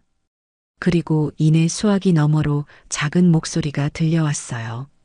며느리 이나빈이었습니다. 어서 엄마가 시킨 대로 말해. 아이를 코치하는 목소리가 제 귀에 똑똑히 들렸습니다. 심장이 바닥으로 곤두박질 치는 것 같았어요. 아니겠지, 설마 아니겠지. 하지만 제 불길한 예감은 현실이 되었습니다. 할머니, 돈 다 없어진다면서요? 그럼 저 이제 학원 못 다녀요? 엄마가 그랬는데 할머니 돈 없으면 저 피아노도 그만둬야 하고 영어 학원도 못 다닌다고. 아이의 입에서 나온 말은 제 심장을 꿰뚫는 비수와도 같았습니다. 어린아이의 순수한 질문이 아니었어요. 그것은 제 마음을 흔들기 위해 부모가 아이의 입에 넣어준 세상에서 가장 잔인하고 비겁한 대본이었습니다. 돈을 위해 이제는 이 어린 손주까지 방패막이로 공격 무기로 내세운 겁니다. 저는 더 이상 아무 말도 할 수가 없었습니다. 분노를 넘어선 깊은 절망감이 저를 덮쳤습니다. 전화기 너머로 아이의 불안한 목소리가 계속 들려왔지만 제 귀에는 아무것도 들어오지 않았습니다. 모든 것이 끝났다고 생각했어요. 아들과 며느리에 대한 제 마지막 미련, 손주에 대한 애틋함, 그 모든 것이 이 전화 한 통으로 산산조각 나고 제가 되어버렸습니다. 저는 떨리는 손으로 통화 종료 버튼을 눌렀습니다. 그리고는 곧바로 조철중 변호사에게 전화를 걸었습니다. 제 목소리는 저도 모르게 강철처럼 차갑고 단단해져 있었습니다. 변호사님, 저 김승순입니다. 더 이상의 자비는 없습니다. 저들이 받을 수 있는 가장 큰 벌을 받게 해주세요. 제 손으로 저들을 완전히 끝장내야겠습니다. 마침내 성년후견 개시 심판의 최종 신문기일이 다가왔습니다. 그날 아침 저는 옷장 가장 깊숙한 곳에서 가장 아껴두었던 짙은 남색 정장을 꺼내 입었습니다. 슬픔에 잠긴 피해자나 연약한 노인으로 보이고 싶지 않았어요. 저는 제 인생의 주도권을 되찾기 위해 싸우는 전사였고 그에 걸맞은 갑옷을 입어야 했습니다. 거울 앞에 선 제 모습은 80의 나이라고는 믿기지 않을 만큼 꼿꼿하고 단단해 보였습니다. 제 눈빛 속에는 더 이상 슬픔이나 미련 대신 차가운 결의만이 가득했습니다. 법원으로 향하는 내내 조철중 변호사는 제게 몇 번이고 괜찮으냐고 물었지만 저는 그저 고개만 끄덕였습니다. 제 마음은 이미 모든 감정의 동요를 넘어선 평온한 상태에 이르러 있었지요. 손주를 이용한 그들의 마지막 발악은 제게 분노를 안겨준 동시에 이 싸움을 반드시 끝내야 한다는 완전한 확신을 주었습니다. 법정에 들어서자 맞은편에는 수척해진 아들과 도끼가 가득한 며느리, 그리고 초조한 기색의 젊은 변호사가 앉아 있었습니다. 그들은 저와 조철중 변호사를 발견하고는 날카로운 눈빛으로 쏘아보았지만 저는 그들의 시선을 피하지 않고 똑바로 마주했습니다. 오늘의 저는 물러설 곳도 물러설 이유도 없었습니다. 신문이 시작되고 예상대로 상대 측 변호사는 새로운 증거라며 몇 가지를 내놓았습니다.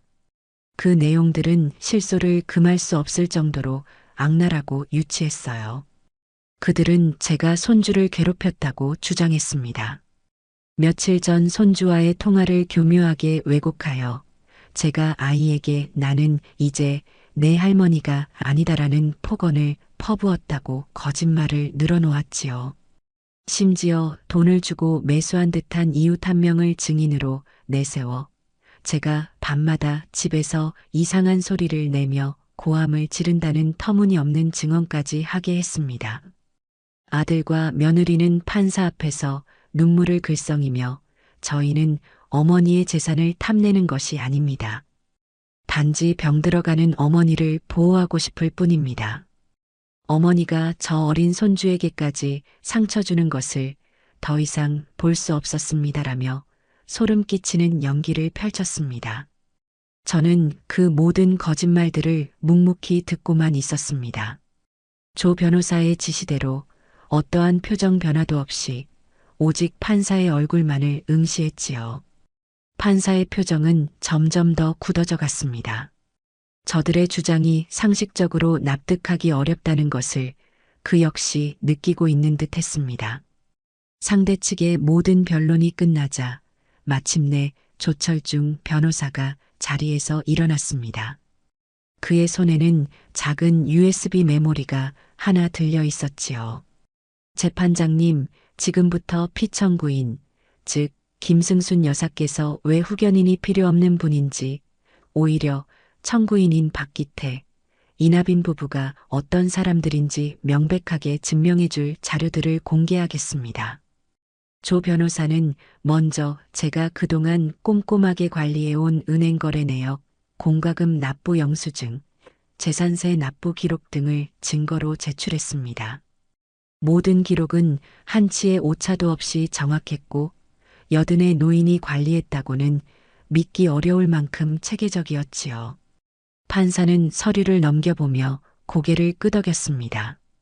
다음으로 청구인들이 주장하는 어머니를 위한 걱정이 과연 진심인지 그들의 평소 언행을 통해 확인해 보겠습니다. 조 변호사는 USB를 노트북에 꽂았습니다. 그리고 법정 안에는 얼마 전 아들이 제게 전화해서 퍼부었던 광기 어린 폭언이 울려 퍼지기 시작했습니다.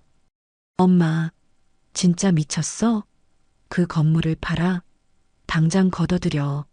안 그러면 내가 정말 가만 안 있어. 자신의 목소리가 법정에 울려 퍼지자 아들의 얼굴은 사색이 되었습니다. 며느리 역시 고개를 들지 못했지요. 하지만 이것은 시작에 불과했습니다. 조 변호사는 연이어 며느리가 제게 보냈던 협박성 문자 메시지들을 스크린에 띄웠습니다. 어머니 이러시면 저희도 가만히 안 있어요. 모든 재산이 날아가 봐야 정신 차리실 건가요? 그리고 마침내 결정적인 증거가 공개되었습니다. 그것은 바로 며칠 전 손주와의 통화 내용이 담긴 녹음 파일이었습니다. 어서 엄마가 시킨 대로 말해. 할머니 돈 다 없어진다면서요? 그럼 저 이제 학원 못 다녀요? 며느리가 아이를 코치하는 목소리와 아이의 입에서 나온 잔인한 대본이 법정 안에 선명하게 울려 퍼지는 순간 방청석에서는 경악의 탄성이 터져 나왔습니다. 아들과 며느리는 완전히 넋이 나간 표정으로 스피커를 바라보고 있었어요. 자신들의 가장 비열한 무기가 이제는 자신들의 심장을 꿰뚫는 비수가 되어 돌아온 겁니다. 상대 측 변호사마저도 더 이상 변호할 의지를 잃은 듯 망연자실한 표정으로 자리에 주저앉았습니다. 모든 증거 공개가 끝나자 법정 안에는 무거운 침묵이 흘렀습니다. 잠시 후 판사가 나지막하지만 위험 있는 목소리로 입을 열었습니다. 청구인 박기태, 이나빈. 두 사람은 부모를 공경하고 봉양해야 할 자식의 도리를 망각한 채 오직 재산에 대한 탐욕으로 어머니를 정신이 온전치 못한 사람으로 매도하고 심지어 어린 자식까지 그 더러운 싸움에 끌어들였습니다. 이는 인륜에 반하는 행위이며 법은 결코 이러한 불효를 용납하지 않습니다. 판사는 서류를 내려놓고 저를 바라보며 말했습니다. 사건 본인 김승순 여사께서는 그 누구보다 명철한 판단력을 가지고 계신 것으로 보입니다. 따라서 청구인 박기태의 성년 의견 개시 심판 청구는 기각합니다. 기각이라는 단어가 법정 안에 울려 퍼지는 순간 저는 길고 길었던 싸움이 끝났음을 직감했습니다. 조 변호사는 제 손을 따뜻하게 잡아주었고 저는 그를 향해 희미하게 미소를 지어 보였습니다. 재판이 끝나고 법정 밖으로 나오자 아들과 며느리가 넋이 나간 채 복도에 서 있었습니다. 저는 그들을 지나치려 했지만 이대로 끝낼 수는 없었습니다. 제 손으로 이 지독한 인연을 완전히 끊어내야만 했습니다. 저는 그들 앞에 멈춰 서서 제 인생에서 가장 차갑고 조용한 목소리로 마지막 말을 건넸습니다. 잘 들으렴. 오늘 이 법정에서 너희는 너희 어미를 죽였다. 어머니, 오늘부로 너희는 내 자식이 아니고 나는 너희 어미가 아니다. 내 장례식에도 찾아올 생각 마라. 호적에서 파낼 수 있다면 당장이라도 파내고 싶은 심정이다. 그러니 다시는 죽는 날까지 내 앞에 나타나지 마라. 저는 그 말을 끝으로 단 한 번도 뒤돌아보지 않고 그들을 지나쳐 걸어갔습니다.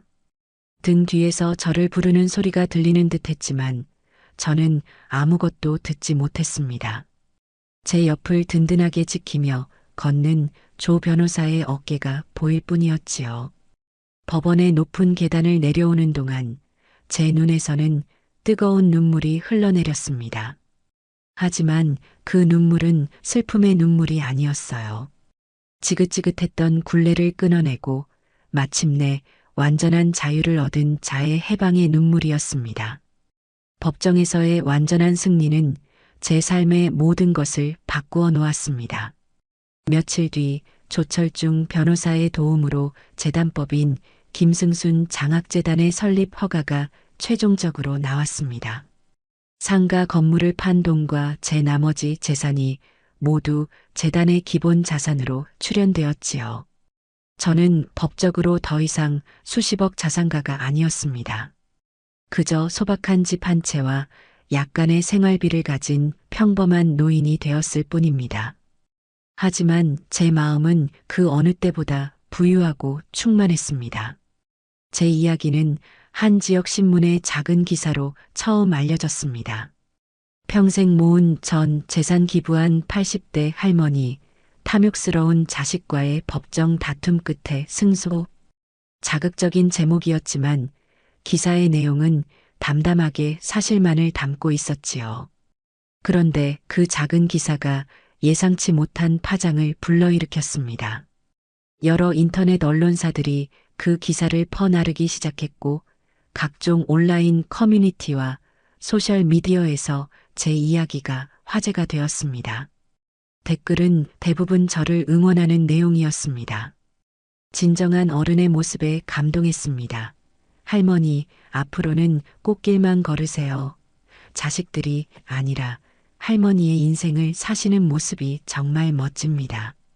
익명의 사람들이 보내주는 따뜻한 격려와 지지를 읽으며 저는 세상이 아직은 살만하다는 것을 느꼈습니다. 반면 아들과 며느리에 대한 이야기는 익명으로 퍼져나가며 온갖 비난의 대상이 되었습니다. 그들이 어느 동네에 사는지, 어떤 차를 모는지에 대한 소문까지 돌면서 아마 동네에서 고개조차 들고 다니기 힘든 신세가 되었을 겁니다. 자업자득이었지요. 저는 곧 김승순 장학재단의 작은 사무실로 매일 출근하기 시작했습니다. 조 변호사가 소개해준 젊고 성실한 직원이 재단의 실무를 도왔고 저는 재단의 이사장으로서 장학생을 선발하고 재단의 운영 방향을 결정하는 역할을 맡았습니다. 아침에 일어나 곱게 단장하고 나갈 곳이 있다는 사실만으로도 제 삶은 활기로 가득 찼습니다. 가장 기쁜 순간은 첫 번째 장학생들을 선발하던 날이었습니다. 수십 통의 지원 서류에는 저마다의 절박한 사연과 간절한 꿈이 담겨 있었지요.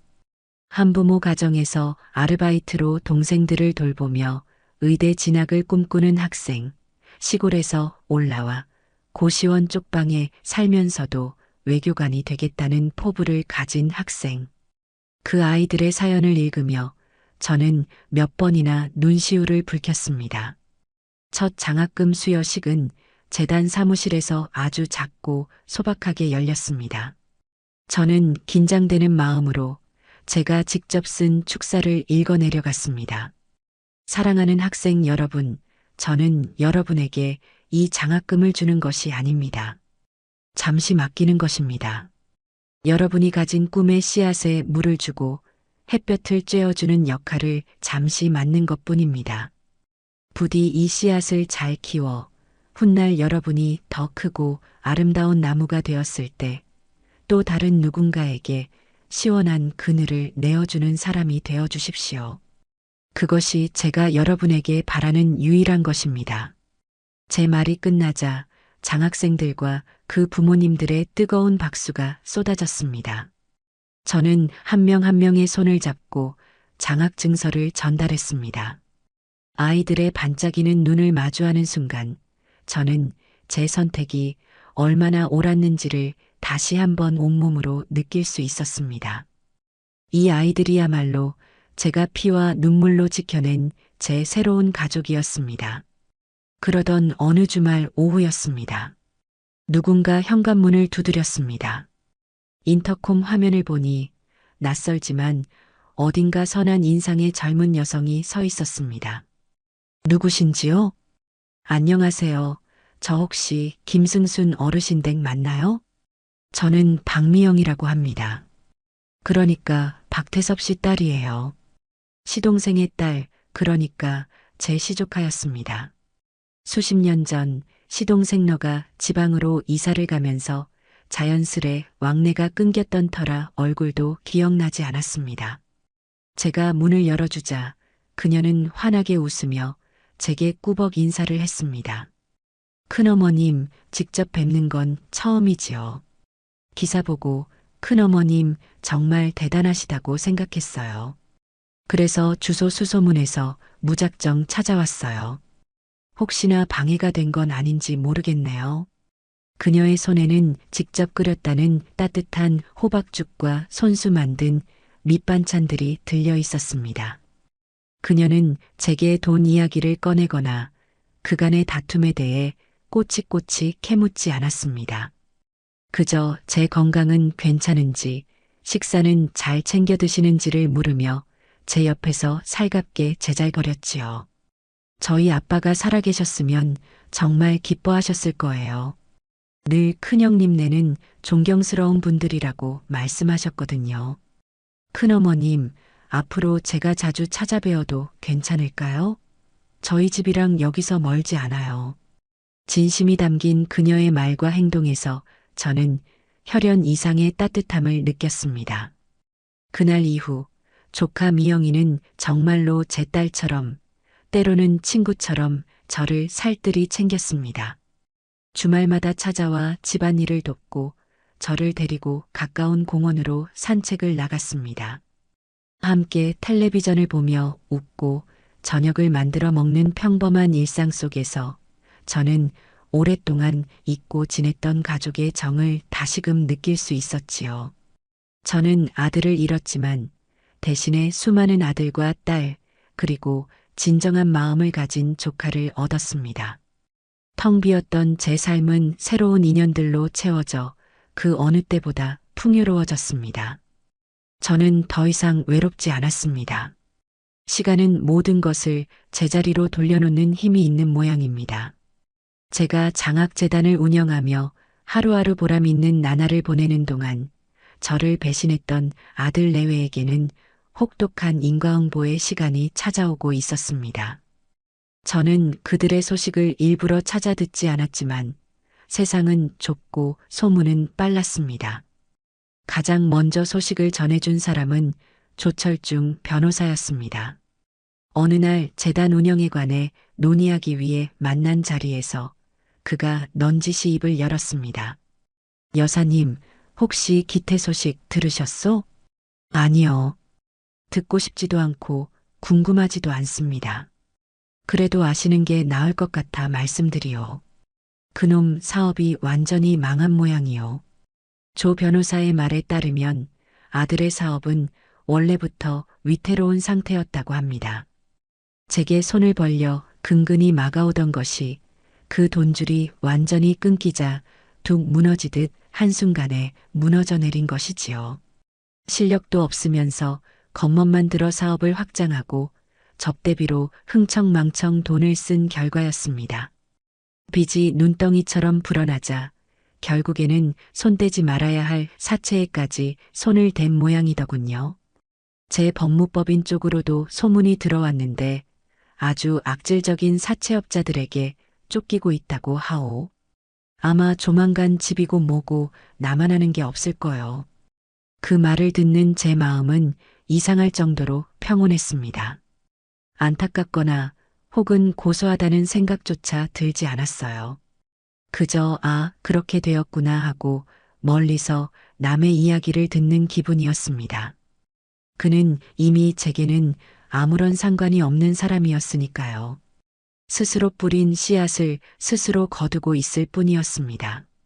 며느리 이나빈의 소식은 조카 미영이를 통해 우연히 듣게 되었습니다. 미영이의 친구 중 한 명이 이나빈이 다니던 백화점 문화센터의 강사였던 겁니다. 큰어머님, 그거 아세요?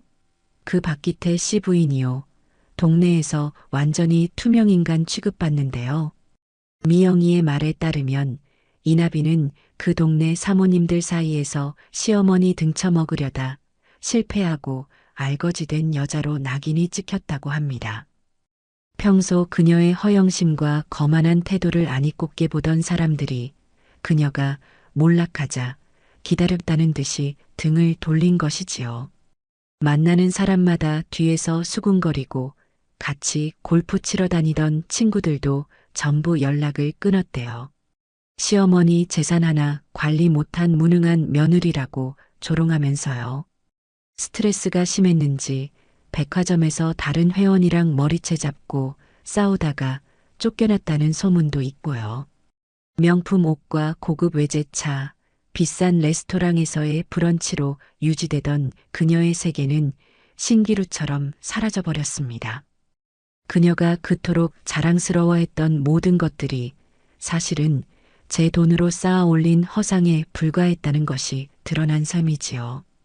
그녀는 이제 자신의 진짜 모습과 마주해야 하는 혹독한 시간을 보내고 있을 겁니다. 그리고 마침내 결정적인 소식이 들려왔습니다. 재단 장학생 중 한 명이 사는 동네가 공교롭게도 아들 내외가 살던 아파트 단지 근처였습니다. 아이의 집에 가정 방문을 갔다가 돌아오는 길에 저는 익숙한 아파트 입구를 지나치게 되었습니다. 그리고 그 아파트 게시판에 붙어 있는 공고문을 보고 걸음을 멈추었습니다. 법원 공고, 부동산 강제 경매. 그 아래에는 너무나도 익숙한 동과 호수가 적혀 있었습니다. 아들 박기태와 며느리 이나빈이 살던 집이었습니다. 채무를 갚지 못해 결국 그들이 유일하게 가지고 있던 보금자리마저 경매로 넘어가게 된 것이지요. 그 아파트는 아들이 결혼할 때 제가 상당 부분 돈을 보태주어 장만한 곳이었습니다. 그들은 그 집을 담보로 또 무리한 대출을 받았던 모양입니다. 저는 한참 동안 그 붉은 글씨에 압류 딱지가 붙은 공고문을 바라보았습니다. 그들이 그토록 지키고 싶어 했던 재산. 그 재산을 지키기 위해 부모에게 폐륜을 저지르고 스스로를 파멸로 몰고 간 결과가 바로 저 차가운 종이 한 장이었습니다. 집으로 돌아오는 길, 저는 많은 생각을 했습니다. 돈이란 무엇일까? 그것은 사람을 살리기도 하지만 사람을 괴물로 만들기도 하는 야누스의 얼굴을 가졌습니다. 그들은 돈을 소유하려 했기에 돈의 노예가 되었고 저는 돈을 나누려 했기에 돈의 주인이 되었습니다. 그날 밤 저는 제 통장의 잔고를 확인해 보았습니다. 재단의 모든 재산을 넘기고 이제 제게 남은 것은 매달 재단에서 생활비로 지급되는 약간의 돈뿐이었습니다. 하지만 제 마음은 그 어느 때보다 가득 차 있었습니다. 저녁에는 미영이가 가져다 준 맛있는 반찬으로 식사를 했고 책상 위에는 장학생 아이들이 보내온 감사 편지가 수북이 쌓여 있었습니다. 그들은 모든 것을 잃었지만 저는 모든 것을 얻었습니다. 진정한 행복은 통장 잔고가 아니라 마음의 온도에 있다는 것을 저는 제 기나긴 인생의 마지막 장에서 비로소 깨닫고 있었습니다.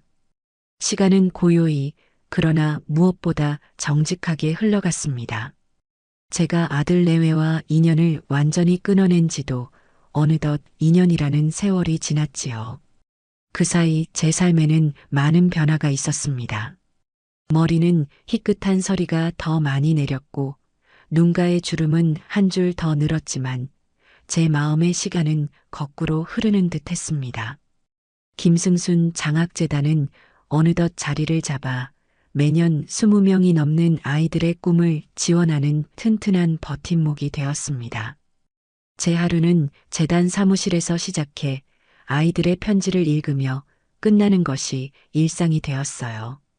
의사가 되어 아픈 사람을 돕겠다는 아이, 훌륭한 법조인이 되어 억울한 사람의 편에 서겠다는 아이, 저처럼 멋진 할머니가 되어 세상을 돕고 싶다는 아이.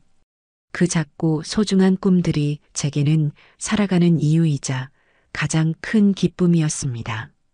주말이면 딸이 된 조카 미영이가 찾아와 함께 장을 보고 음식을 만들어 먹으며 적막했던 집은 사람 사는 온기로 채워졌지요. 저는 더 이상 과거의 아픔에 얽매이지 않았습니다. 그들은 제 기억 속에서 희미한 얼룩처럼 아득해져 갈 뿐이었습니다. 그러던 어느 늦가을 오후였습니다.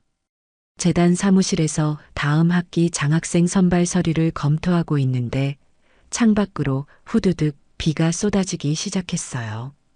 갑작스러운 비에 종종 걸음으로 처마를 찾아 뛰어가는 사람들을 무심히 바라보고 있는데 인터콤이 울렸습니다. 직원은 이미 퇴근한 시간이라 제가 직접 수화기를 들었습니다.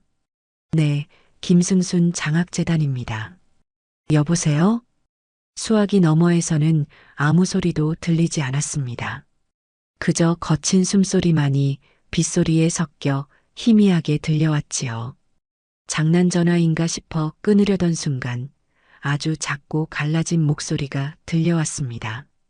어머니, 그 한마디에 제 손이 순간 굳었습니다. 잊었다고 생각했지만 단 한 번에 알아챌 수밖에 없는 목소리. 제 아들 박기태의 목소리였습니다. 심장이 쿵 내려앉았지만 저는 애써 평정을 유지하며 물었습니다. 무슨 일이냐? 저드릴 말씀이 있어서 찾아왔습니다.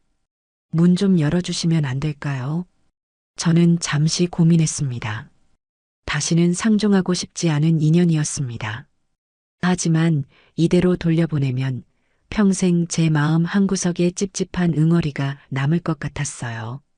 이 지독한 인연의 마지막 페이지를 제 손으로 직접 덮어야만 완전한 끝을 맺을 수 있을 거라는 생각이 들었습니다. 1층 로비에서 기다리거라. 저는 인터콤을 끊고 천천히 엘리베이터를 타고 1층으로 내려갔습니다. 건물 입구 자동문 앞에서 두 사람이 비를 피해 웅크리고 서 있었습니다. 2년 만에 마주한 아들과 며느리의 모습은 제가 기억하던 것과는 너무나도 달랐습니다. 아들은 한때 훤칠했던 어깨가 축 처져 있었고 값비싼 양복 대신 낡고 구겨진 점퍼를 걸치고 있었습니다. 얼굴은 거친 노동에 그을린 듯 검게 변해 있었고 머리카락은 제대로 관리하지 않아 푸석하게 흩날렸지요. 며느리 이나빈의 모습은 더욱 충격적이었습니다. 화려한 화장과 명품으로 치장했던 모습은 온데간데없고 싸구려 시장 옷에 화장기 없는 얼굴은 병생마저 완연했습니다. 한때는 저를 잡아먹을 듯 도끼를 뿜어내던 그 눈은 이제 초점을 잃은 채 흐리게 가라앉아 있었지요. 세월이 아니라 고생이 그들을 한순간에 10년은 더 늙게 만든 듯 했습니다. 그들은 저를 발견하고는 고개를 들지 못했습니다. 땅바닥만 내려다보며 안절부절 못하는 모습은 과거의 그 오만하고 당당했던 모습과는 조금도 연결되지 않았지요. 무슨 용건인지 드러나 보자. 따라오너라. 저는 그들을 데리고 사무실로 올라왔습니다. 차마 제 이사장실로는 들이고 싶지 않아 손님을 맞는 작은 응접실 소파에 앉혔습니다. 저는 그들 앞에 따뜻한 보리차 2잔을 놓아주었습니다. 그것이 제가 그들에게 베풀 수 있는 마지막 온정이었습니다. 한참 동안 침묵이 흘렀습니다. 아들은 찻잔만 만지작거릴 뿐 차마 입을 떼지 못했습니다. 먼저 입을 연 것은 며느리였어요. 그녀는 털썩 소리를 내며 소파 앞 차가운 바닥에 무릎을 꿇었습니다. 어머니, 저희가 죽을 죄를 지었습니다. 그녀의 목소리는 예전의 가식적인 울음소리와는 달랐습니다. 쉰 목소리에는 깊은 절망과 체념이 배어 있었지요.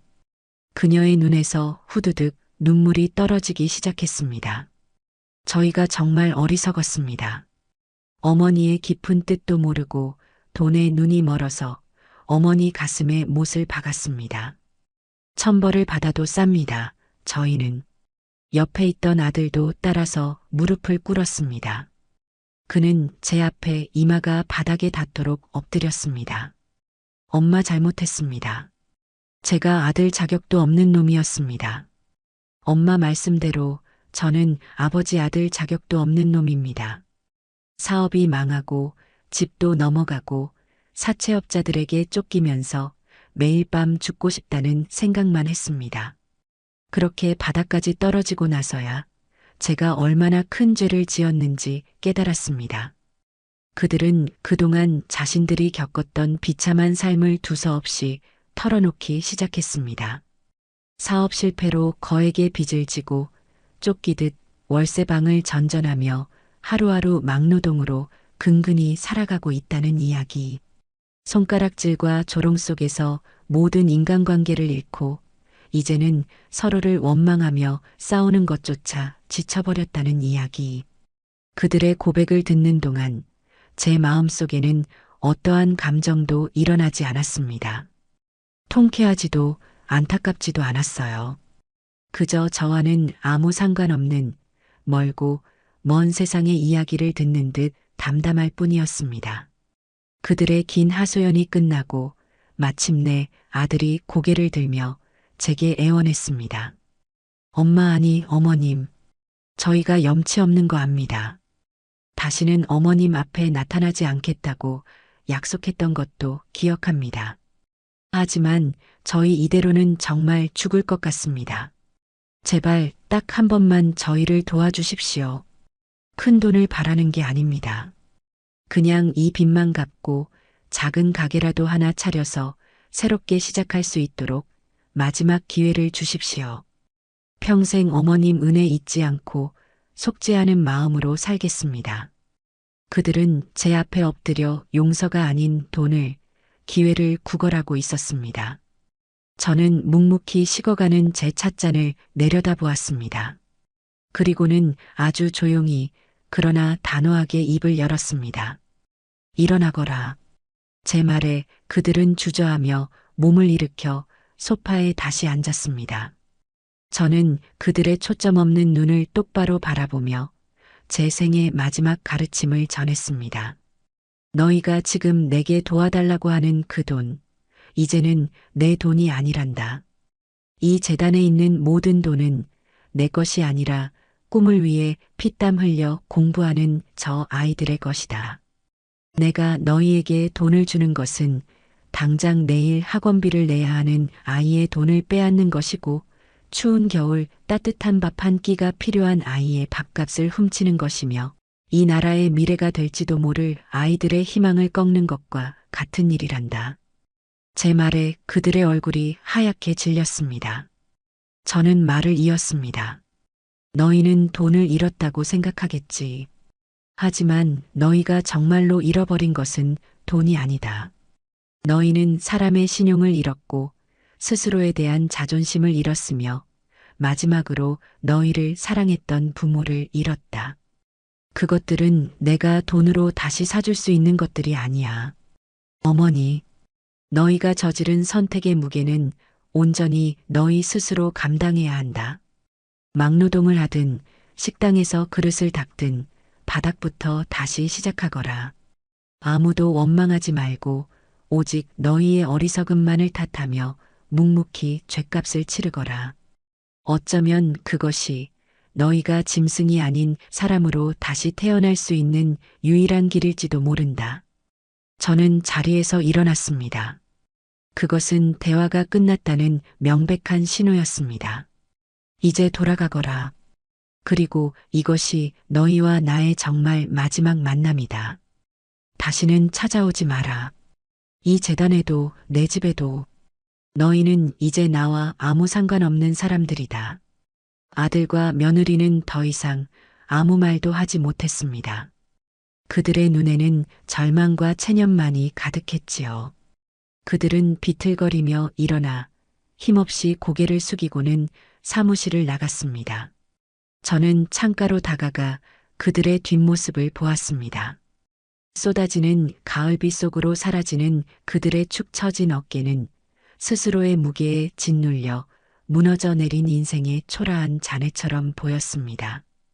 저는 그들의 모습이 완전히 보이지 않게 될 때까지 지켜본 뒤 조용히 창문에 커튼을 쳤습니다.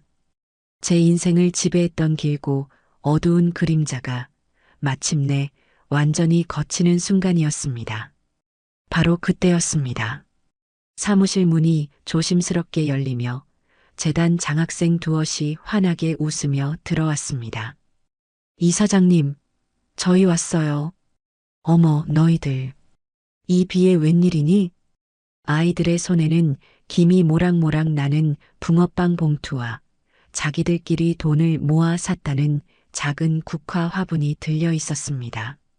지나가는데 붕어빵이 너무 맛있어 보여서 이사장님 생각나서 사왔어요. 그리고 이건 저희가 드리는 선물이에요. 항상 감사해요, 할머니. 아이들은 제 책상 주위로 몰려와 제잘거리기 시작했습니다. 중간고사 성적이 올랐다는 이야기, 대학 축제가 재미있었다는 이야기, 앞으로의 꿈에 대한 이야기. 그들의 밝고 건강한 웃음소리가 빗소리를 지우고 사무실을 가득 채웠습니다. 저는 아이들이 건넨 국화 화분을 받아들고 그 향기를 깊게 들이마셨습니다. 아이들과 함께 붕어빵을 나누어 먹으며 저는 창밖을 내다보았습니다. 비는 어느새 그치고 구름 사이로 눈부신 저녁 노을이 번지고 있었습니다. 저는 깨달았습니다. 진정한 유산이란 자식에게 재산을 물려주는 것이 아니라 그들의 마음에 올바른 가치와 사랑을 심어주는 것이라는 것을요. 저는 피를 나눈 자식을 키우는 데는 실패했지만 이제는 수많은 마음의 자식들에게 희망이라는 더 큰 유산을 남겨주고 있었습니다. 제 인생의 마지막 장은 돈이나 원망, 복수 같은 단어들로 채워지지 않았습니다. 그것은 아이들의 웃음소리와 국화꽃의 향기와 따뜻한 붕어빵의 온기와 비갠 뒤의 찬란한 노을처럼 아름다운 것들로 가득 차 있었습니다. 저는 조용히 미소 지었습니다. 더 이상 바랄 것이 없는 완벽한 행복이었습니다.